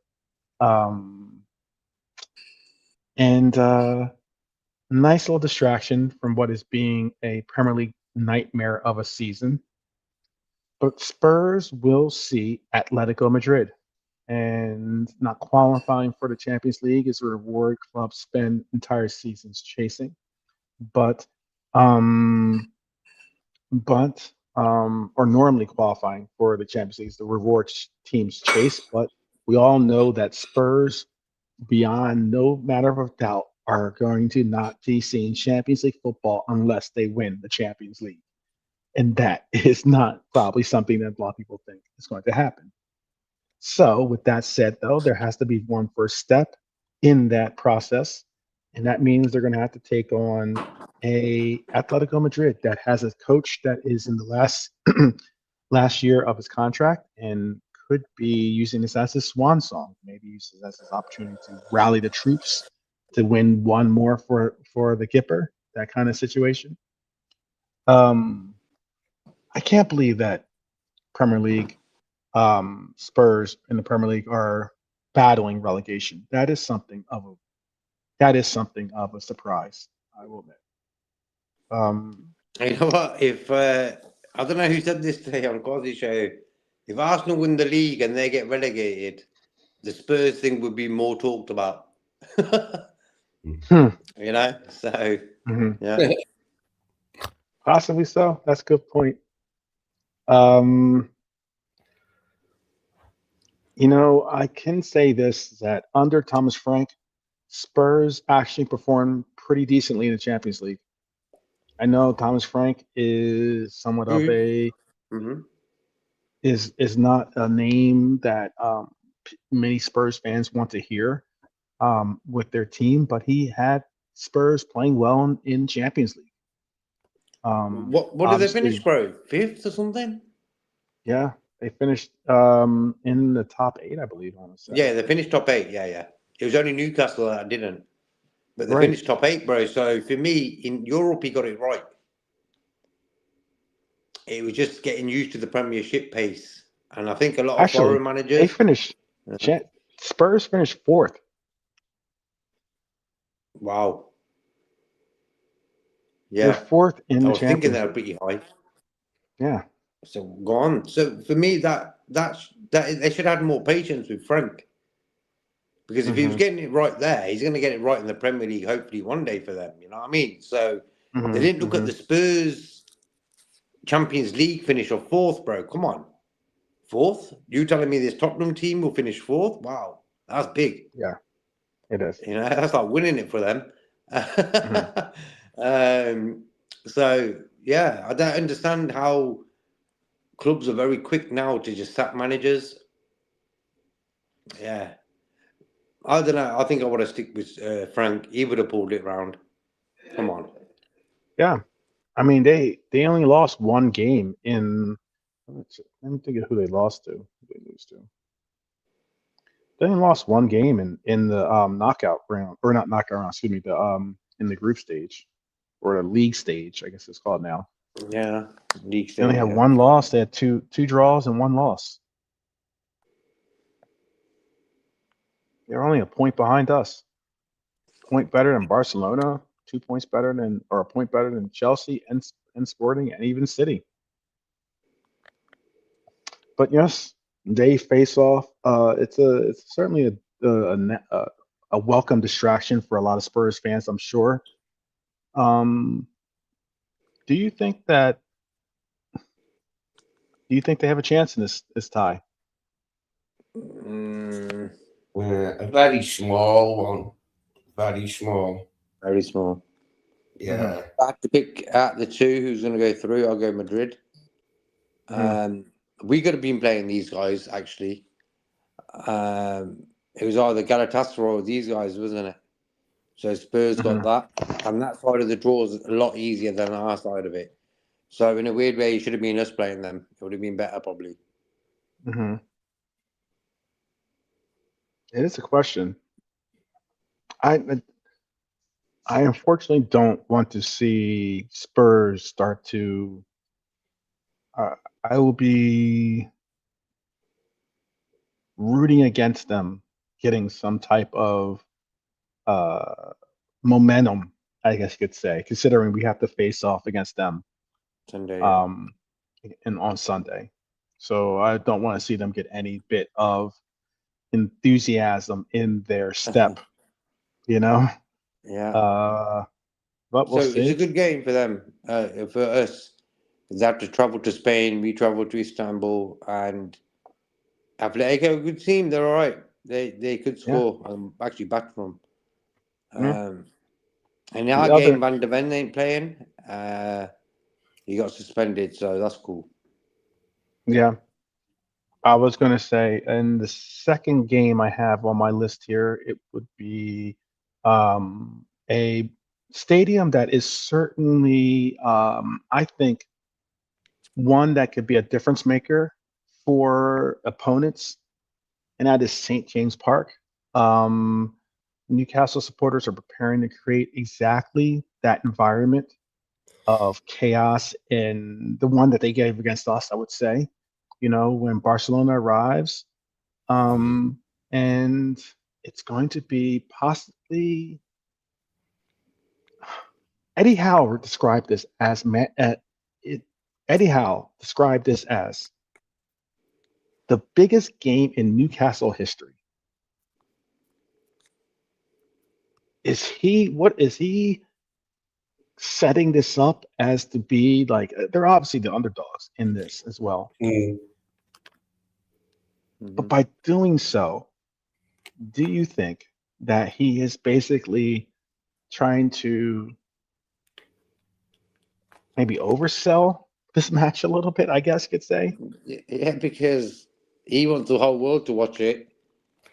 Barca are coming to the Geordies, you know what I mean? So he wants everyone to stand up and take notice. Look, Barcelona are coming. And it could be their last games of the Champions League as well, because they're a good team, Barcelona. So, but you don't know Newcastle. Sometimes they turn up. It depends on if their midfielder, Guimaraes, is fit. If he's fit and ready to go, then yeah, they got a chance. But other than that, I don't know. They weren't great against Man City in the cup. I've seen that. They were pretty poor, actually. So, yeah. Newcastle at home first or away? Sorry. Newcastle's at home first. Oh, okay. So that might be probably the better thing then, because they're at home. They're a better team, of course. So if they're going to get anything done, they need to do it tomorrow. They have to get a really good result. Newcastle. That's a really good result at St. James Park to then go to Newcastle and progress to the next round. Or yeah, I hope they give it a go, and turn up and give them a game and all that. Right? But I just got a funny feeling. I don't know. I think with Newcastle's noise, they can unsettle that type of team like Barcelona. But then again, like what Samir just said, they could just run rings around them. So it can go either way. They run rings around Newcastle, or Newcastle scared the hell out of them like we did against them when we beat them 4-0. Put that into their game, that little bit of noise and stuff. So could be interesting. Could go either way. But I feel the bigger picture out of that game is at the two ties is Barcelona for me. Well, if he's saying it's like Newcastle's biggest game ever, I mean, they've played Barcelona before, but I don't think Newcastle have ever reached the knockout stages of the Champions League before. This is the first time, to my knowledge, that I can remember. It's been in the Champions League quite a good few times over the years, but I don't think they've ever progressed past the group stages. So I suppose, it would be their biggest game then, if it is their first knockout tie in the Champions League. It's mad how all the Champions League sort of teams have not been doing great in the Premier League. Like Arsenal, sound they're top. Man City not been great. Chelsea haven't been great. Newcastle haven't been great. We haven't been great. Tottenham have definitely not been great. So it's weird how in the Champions League we're all like finishing top 4, 5, whatever. Top 8, sorry. So it's a bit mad. As I've said, it's the time you get in Europe. A hat-trick for Gordon tomorrow. Watch. No. I don't know, man. No. But who knows? Yeah, maybe you have. Yeah, Anthony Gordon, bro. Like, I know we all make fun of him and stuff, but he's already got a hat-trick. He's a player. He's already got one. He's already got one. He's the highest scorer. I think he's the second highest scorer. Yeah, that's because he's a little. Leave him alone, man. He's all right. I don't mind him. Do you see what he man? If anything, I know what he did to Van Dijk. Yeah, No, I was gonna say what he did to his own teammates out of order. To tell you the truth, I mean, like, you gotta think in that game that he got a hat trick. The captain of his team told him to give the ball to their striker, to Walter Mate. who has been on a slide, who needs a goal, who needs something of a pick me up. Mm-hmm. And what did Gordon do? Told him to get to stepping. I'm not going to use it explicit. And told him to get to stepping. Told him no. Fought with his own captain, and selfishly took the goal. I think he scored 4 goals in that game. Yeah, he did. Yeah. So it wasn't like he needed that goal to be a hat trick or whatever. I mean, he had his hat trick. He still would not allow for Walter Mate to step up and have a little taste. That's all. Mm-hmm. And that's what is that? Does it matter whether you get the hat trick or not, or is it more important to have Walter? Then you should have saw the celebration afterwards. Walter Mate was not even having it. He hasn't really like been. He's checked out. I mean, you have a player. If you have a player checking out because you've got selfish teammates like Gordon, like doing actions like that. That is something you don't want to be a part of. I think Gordon is that type of player. Look, he could have said, you know what? I've seen it hasn't been going great for you recently, bro. Here's the ball, bro. Whack it in for us. Get a goal for you. Exactly. I would have respected him more. 100%. I would have respected Gordon immensely on that if he'd done something along those lines. I like players like that who think about others. Bobby did it. Yeah. A lot of players did it. Even Salah's done it. Yeah. Yeah. But that's the point. That's the whole point. You have that mentality is the kind of mentality that you want amongst your team. You want teammates. You want teamwork. You want team mentality type players. Gordon isn't a team mentality player like that. He's about himself. That's what that showed me, at least. That's about self. So worried about you scoring yourself. He's going to say that's how Shearer made it. Yeah, maybe so. Maybe so. But that really was ugly. It reminded me of like that's what ugly, happened when that's not good. You know, when who was it? Who's the guy who was on Chelsea and he's now part of Bayern Munich. He went on loan, but Nicholas Jackson. Nicholas Jackson, yeah. Remember when he got into the little back and forth? That's not the kind of player you want on your team. True. So. Yeah, exactly. We've sort of been blessed in that way. All our players kept it professional. Yeah, keep it professional. Yeah. Your goals will come. Your goals will definitely be there. But all right, let's segue to PSG versus Chelsea since we're just talking about Chelsea. Are you taking the scores from the other games, or are you just asking who's going to win? Me? Like from the games you've talked about, the Champions League, Newcastle. And I have. Yes, I'm gonna just ask who's going to win. I have it at the end of this right now. I'm just gonna go through all the games. We only have a couple more games. Because all the teams in Premier League made it into this round of 16, which says something about the Premier League. I will admit that. It says definitely the Premier League is a talented team talented league when their teams are allowed to play football. But Liam, what is it? Rosnier, right? That's how you pronounce his name, I believe. Rosnier. Okay. Mm-hmm. His nickname was LinkedIn Liam. LinkedIn. Yeah, like LinkedIn. Liam. Yeah, that was his nickname apparently. The thing for Chelsea is that World Club Cup thing was a one-off game, wasn't it? Like it allowed them to do what they did to beat PSG, but there's just 2 legs in it. Yeah, it's going to be hard for them. It's going to be extremely hard for them. Look, they've had a recent victory over Aston Villa. They beat the pants off of Villa too, by the way, in that game, 4-1, and I believe it was at Villa that they won that game, right? Yeah. It was, Villa. But inconsistency certainly remains a concern with this team, considering that we just watched them have to go to extra time against Wrexham in the FA Cup. Not in great form, that Villa result aside. I had to wonder, was that more a case of Villa playing poorly on the day for them to win 4-1 at Villa? But they haven't been in great form, have they, of late? Chelsea, thankfully, which keeps us still in touch with them. Yeah, I mean, during his managing time at Strasbourg, LinkedIn Liam has faced Enrique's team regularly and even achieved a dramatic 3-3 draw at the Parc des Princes, leading to a 3-1 at one point in that match. But experience could prove valuable in this matchup, and it could end up resulting in some tough sledding for Chelsea to go and prevail over PSG. Arsenal are going to, their London counterparts, Arsenal, are going to be faced off against Bayern Leverkusen in this game, or in this match, or in this upcoming match for Arsenal at least.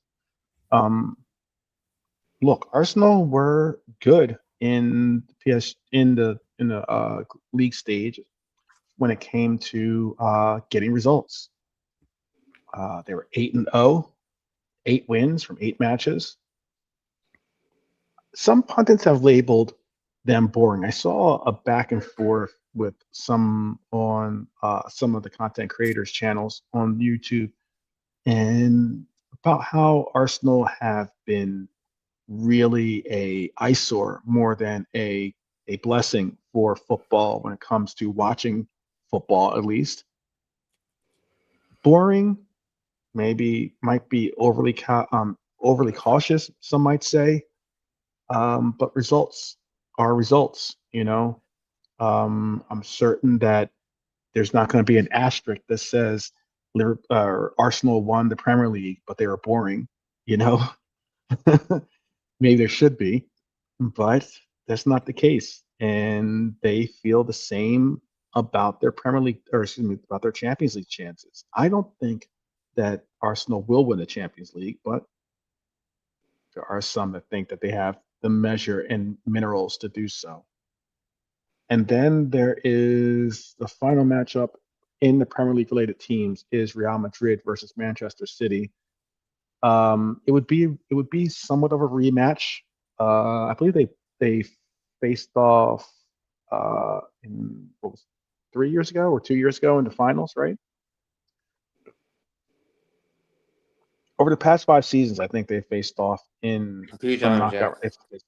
They faced off in the quarterfinals, they faced off in the semifinals, and then they faced off in the playoffs and a final, and now around the 16. Haaland is out of form. You're absolutely right about that. Reports suggest that Kylian Mbappe and Jude Bellingham may miss the first leg, by the way. Rodrigo is already ruled out for the season with an ACL injury. This one's going to be at the Bernabeu, though, to start this off. Real Madrid have lost 4 consecutive Champions League matches against Premier League oppositions. Will this be the 5th? Let's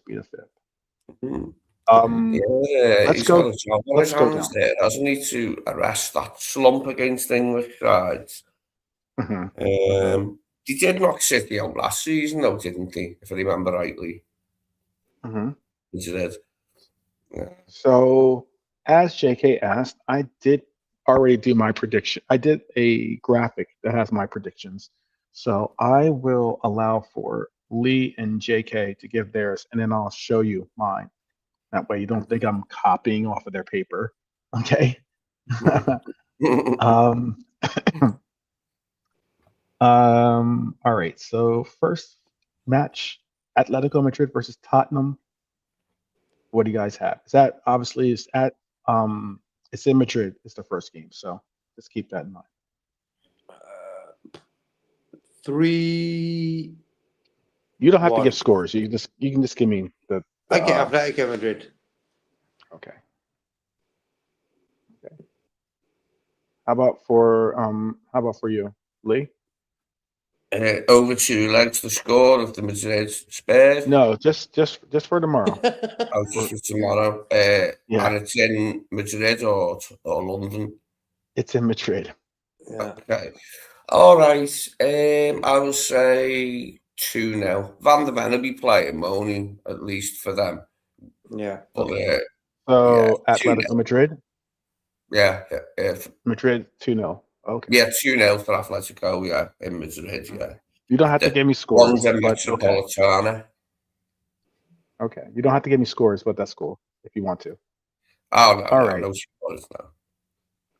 How about for let's see. How about then for Newcastle Barcelona?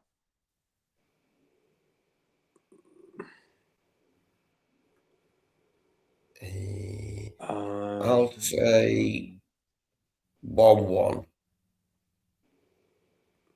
That's a draw there for me. Do a good defensive display. I can get a draw at home, I'll say.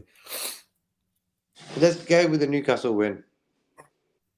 If Newcastle have got their best 11, or how things is best 11 or close to it, then they could get a draw, I reckon. I don't think they could win. Okay. Not the form they're in. JK's going Newcastle. Who's the other time? How about for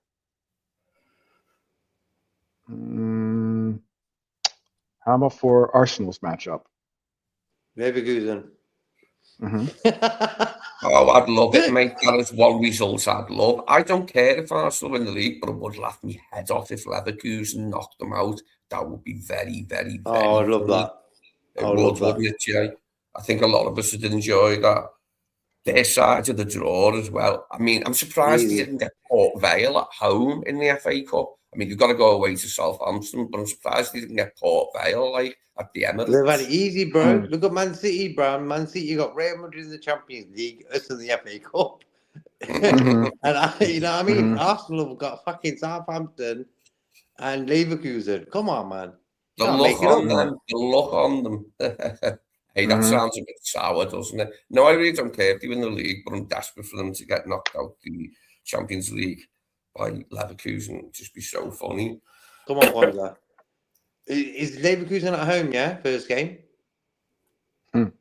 Yes, it is Leverkusen at home. Go on, Leverkusen. Do something at least. Do something to get a result. You know what I mean? We're all supporting you. So what do you have? What do you have?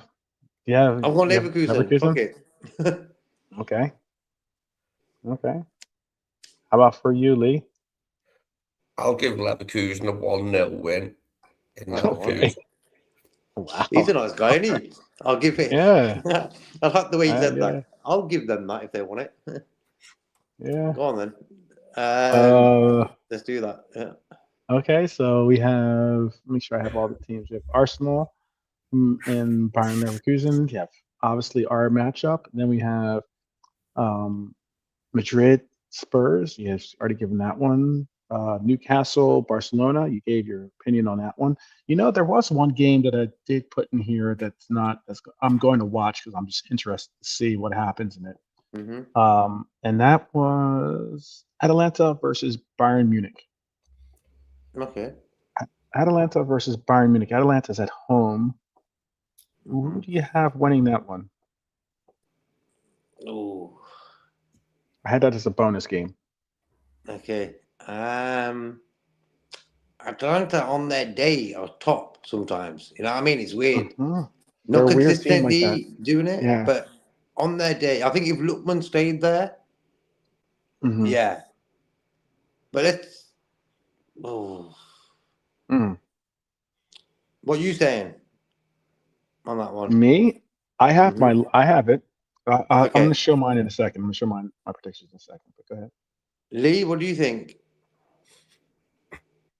Which game are we on now? Crew Alexander against Mansfield, FA Cup quarterfinals.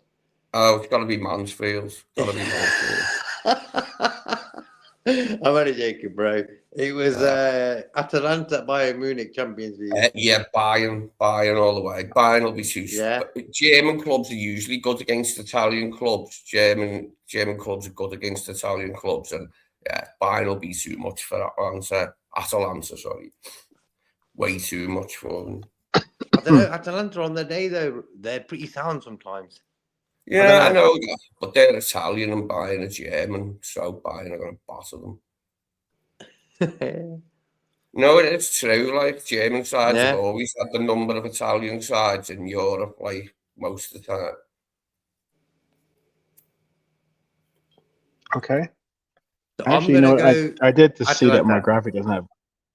You're going to go Atalanta. Okay. And he's going Bayern. You're going to go draw.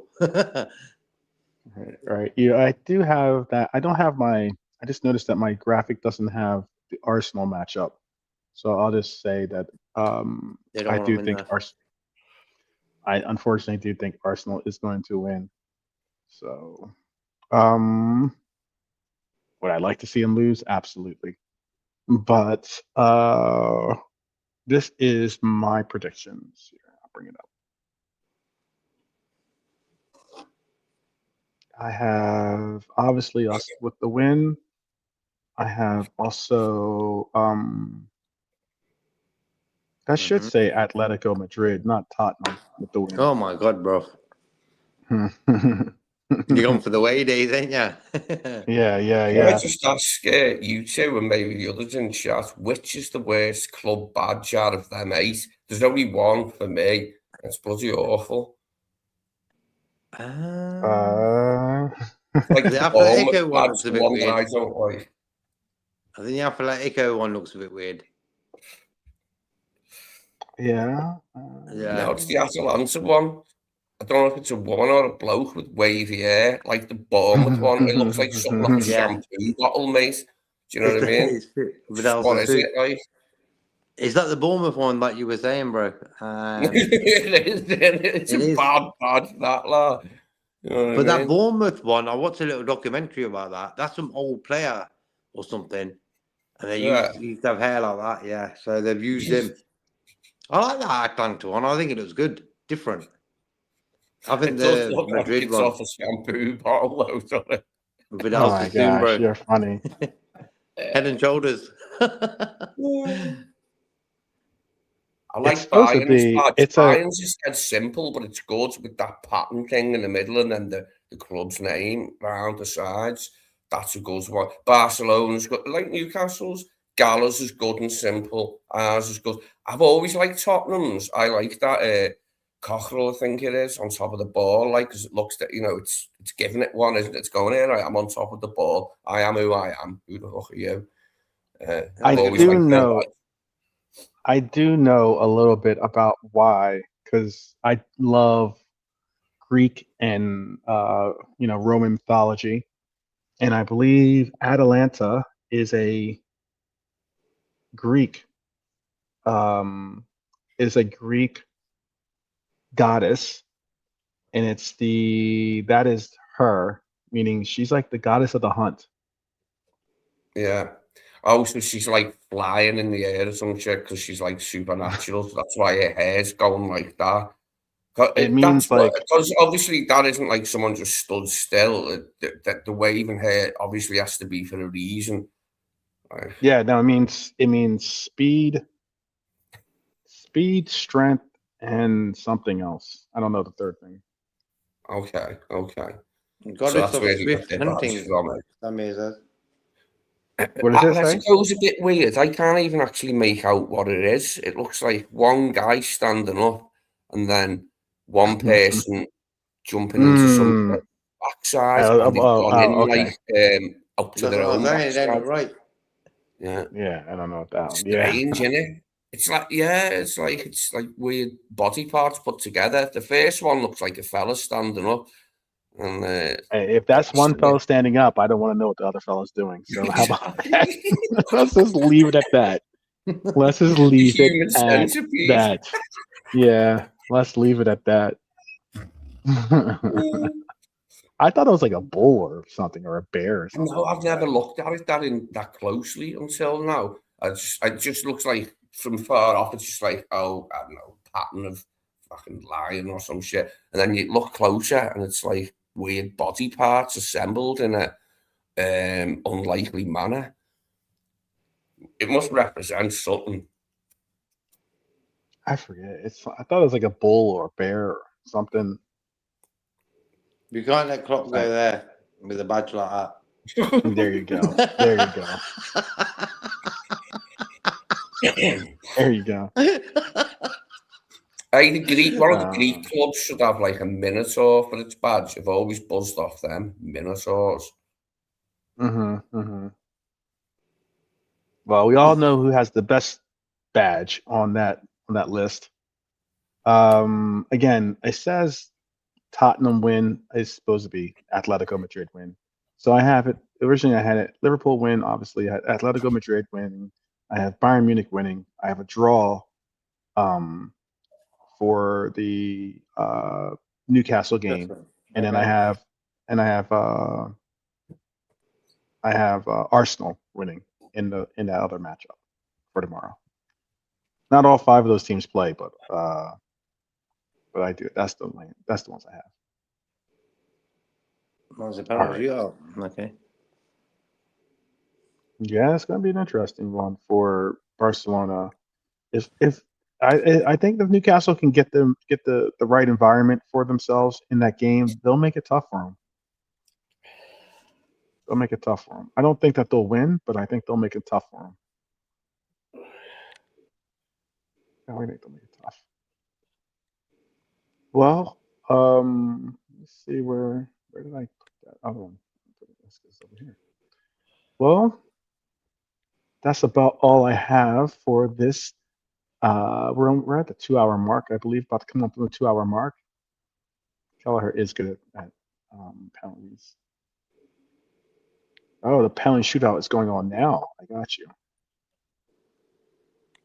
Let's see. Let me open up that game. See what's going down in this game. It's apparently a penalty shootout going on.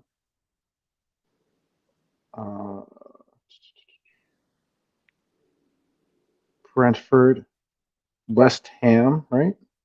Mm-hmm. Let's see where we're at.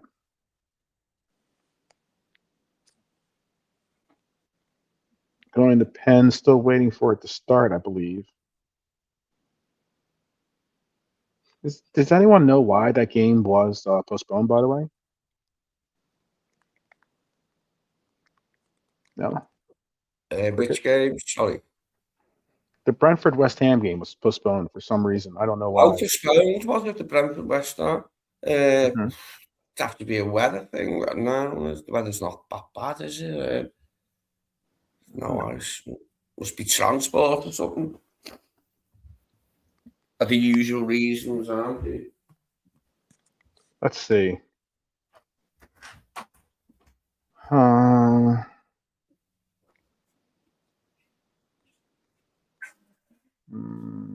That couldn't have been it, right? That's not it.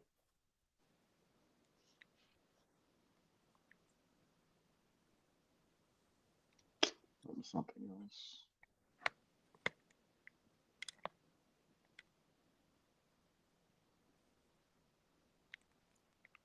I don't know.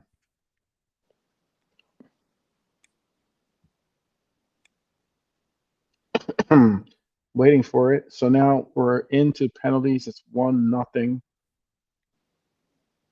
Bowen steps up and makes the penalty. We'll wait this one out. We'll see who wins this penalty shootout.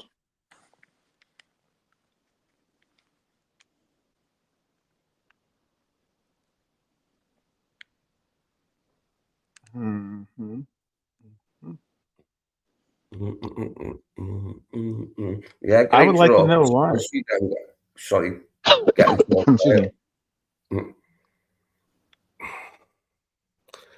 And the winner of Brentford's thingy's playing Leeds, aren't they? The winner of Brentford's and West Ham. They'd be playing Leeds, wouldn't they? Yeah. The quarterfinals.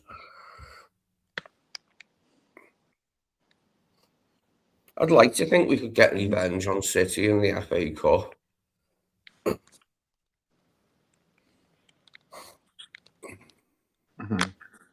If we don't, we'll have been beaten 3 times by them this season. And that'll be 3 times too many for me. Yep, exactly. That's why I didn't mind that game.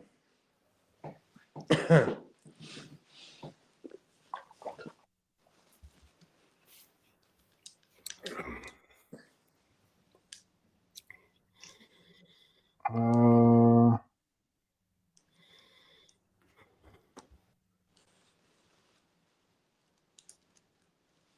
don't know why. Trying to see. I'm just trying to get an idea as to why.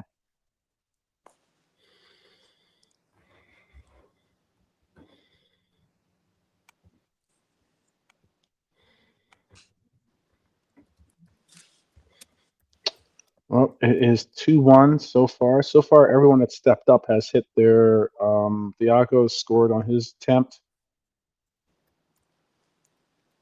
and West Ham have just made it 2-1 for their attempt. I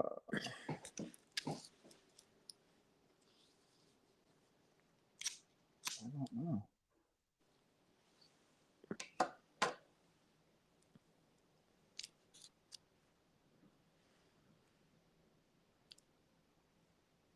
Interesting. I don't know why it was postponed or why it says it was postponed. It was supposed to happen.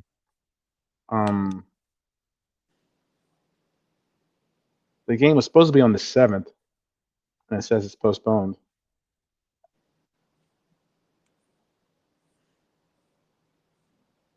It was supposed to happen on the 7th, and maybe it's because of scheduling. I don't know. You know what? I've just Googled what is on Atletico Madrid's club badge, and it didn't show you that one. It showed you the different one. And so I can't find out what that thing is on their badge. Man. There. What the? Why couldn't we get?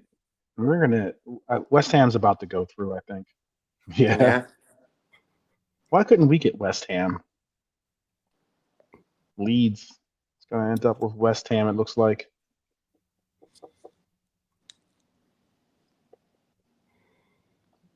But you never know. Brentford just missed.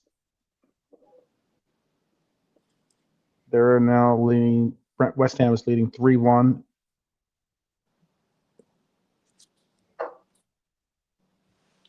Waiting for the next step up to happen.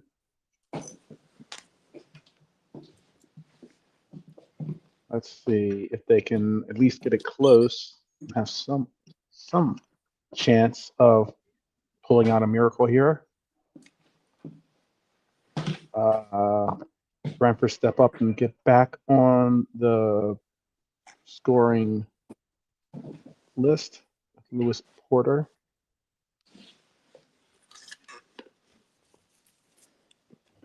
Sam is saying, if we knock out City, we can win the FA Cup. We sure could. I'd like to think we can get a result. I tell you what, though, like the away game there, we were in it, like, and then like we equalised, and obviously after that was ruled out, it fell into their hands, and that gave them a big boost when our equaliser was disgracefully and wrongfully ruled out. And it went from there, the game. That was where what the game hinged on. And then at home, you know what I mean? It was just neck and neck, wasn't it? Between us and them in the home game. So they've been tight, the games, like tight-ish. Although they got away from us scoreline-wise. The Etihad. They were lucky, though, because we definitely equalised, like, and got ripped off again against them.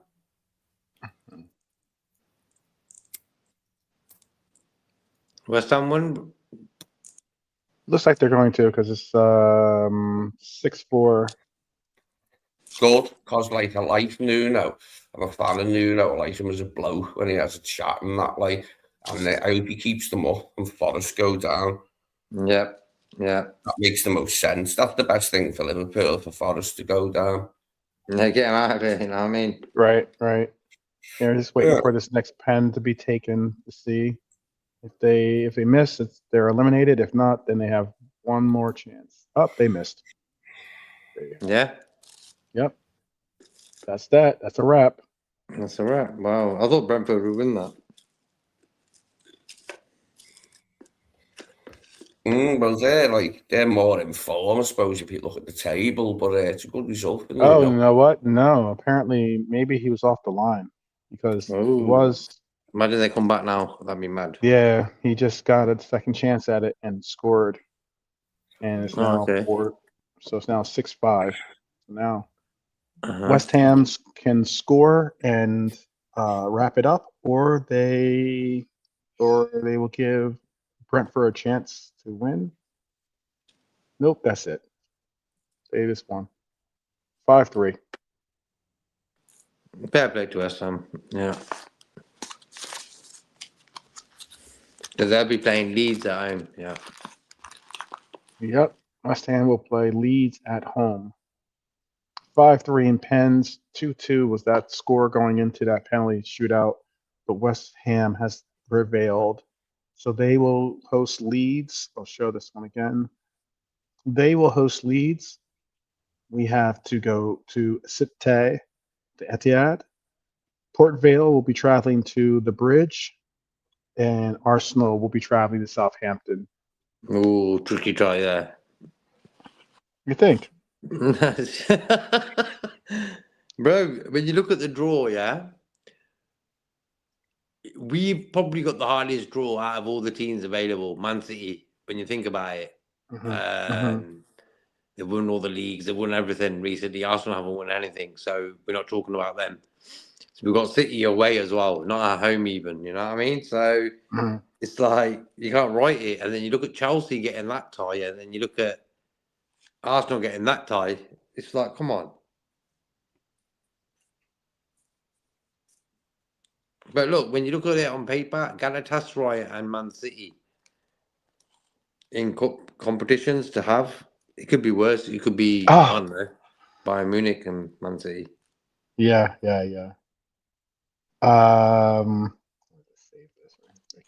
There is. I do have a bit of.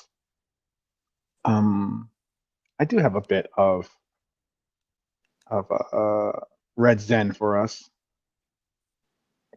and that is this. Let me take this down here. So let me take this down too. Sorry about that. So before we end, we've got a big game coming up tomorrow. We're going to do our best to have a Reds roll call for you. We'll certainly have a post match. We'll see what happens. We might even do a watch along. Who knows? We'll see. Because I know that we wanted to do. We were trying to talk about, or I'd asked the group if they wanted to watch the game together. So we're going to talk about that after our broadcast here. But I do have a bit of Red Zen for you. Now, keep in mind, I do know that nobody necessarily wants to go to the Etihad. I get that. Trust me, I get it. But one bright thing that we could possibly look at is this. When we go to the FA Cup match against Manchester City, we will face Pep. But it won't be the Pep that you expect. We will be facing this Pep. That's right, we'll be facing this Pep. Pep Linders will be the manager who brings City onto the pitch against us in the FA Cup because, keep in mind, Pep Guardiola is suspended for the FA Cup tie against us. Oh, okay. Didn't know that. How come he's suspended? What did he do naughty? I think he got he got a yellow card in there. Oh, the swine. That's interesting, that, yeah. We'll have the other Pep. The other Pep, Pep-in. The other Pep, Pep-in. That's his name, isn't it? Pep-in. So, they will, Pep Light, that's right, will be, or as I call him now, Benedict Arnold will be. I don't know what I'd have to say who's the traitor? Do you have a? Because Benedict Arnold obviously is for American terms of it. He's the one that term of traitor. When you say a Benedict Arnold here in America, you're referring to a traitor. He's the one that gave secrets away to England in the American Revolution. So I don't know who would be your Benedict Arnold, who qualify for that, but Pep Linders is certainly someone that is a turncoat, in my opinion. No longer viewed warmly as a Scouser amongst us. So I don't mind that he went to City. It didn't make no difference. No skin off my nose. And it's quite funny, actually, to see that red face of his still, like, doing the rounds and that and talking. It was funny when he started doing Jurgen's presses for a while. Like, I didn't mind him at first. And then when I got the internet and seeing what other people thought of him, I will admit it coloured my view. And I was influenced by other people's opinions of him and started to dislike him. See how gullible I am, chaps. You know what I mean? I thought the guy was all right. Then I get myself a laptop for the first time, start looking at it, what people are saying, and it changed my mind like pretty quickly about him. I thought, yeah, he's shit. Can't stand it. Yeah, but they had something like they're trying to tell you something, bro. They're trying to protect you. I was warned straight away. As soon as that book came out, I locked my doors. Oh yeah, the book. What's it called? Intensity, is it called? Yeah, something like that. Yeah, the worst footballing literary crime since Nick Hornby's Fever Pitch, which describes Arsenal's title-winning season in '89. Load of old cack. Mad, isn't it? Guardiola's Joe, innit? I'd laugh if, like, the reporters just started calling him Joe. He's Joseph, innit? It's just Joseph. Just go to him and say, Joe, what did you think of the game today? Joe, your name's Joe, innit, mate? Oh, yes. Okay, then, Joe, what did you think of the match today? Well, we'll see. We'll see what this guy has ready for us as he tries to, once again, he's going to have the opportunity to, I guess, stick it to Liverpool by trying to beat us in our pursuit of the FA Cup. Pep Linders, oh my goodness, he is like the I don't know, maybe like the Lord Haw Haw, maybe that guy or something. Yeah. My nan told me about him. She said, "Oh, he's a rotten swine." And she said, he used to come on the radio, say horrible stuff, and then go, Yeah. There you go. So he looks like that type, yeah. There you go. All right, people. That is your little bit of Red Zen, knowing that we could put Pep Linders in his place, and definitely, or maybe Pep Linders does us a favor and he winks and gives us a proper lineup. brings in an all youth academy team or something. I don't even know how you pronounce his name, his full name. You know, I can pronounce Guardiola's full one. It's easy, Joseph. But like Pepin, it's like Pepijn. Papa John. I was gonna say he's more like Peppy the Pig or something. There you go. Salt and pepper. Salt and pepper on that one, all the same. People, enjoy the rest of your afternoon, evening, morning, whichever it's the case. It's always a pleasure to give as best of a show as we can on this channel. So I hope that you enjoyed it. If you're watching this on the replay, please do hit that like and subscribe so that you can join us live when we go live, and hit that notification bell, of course.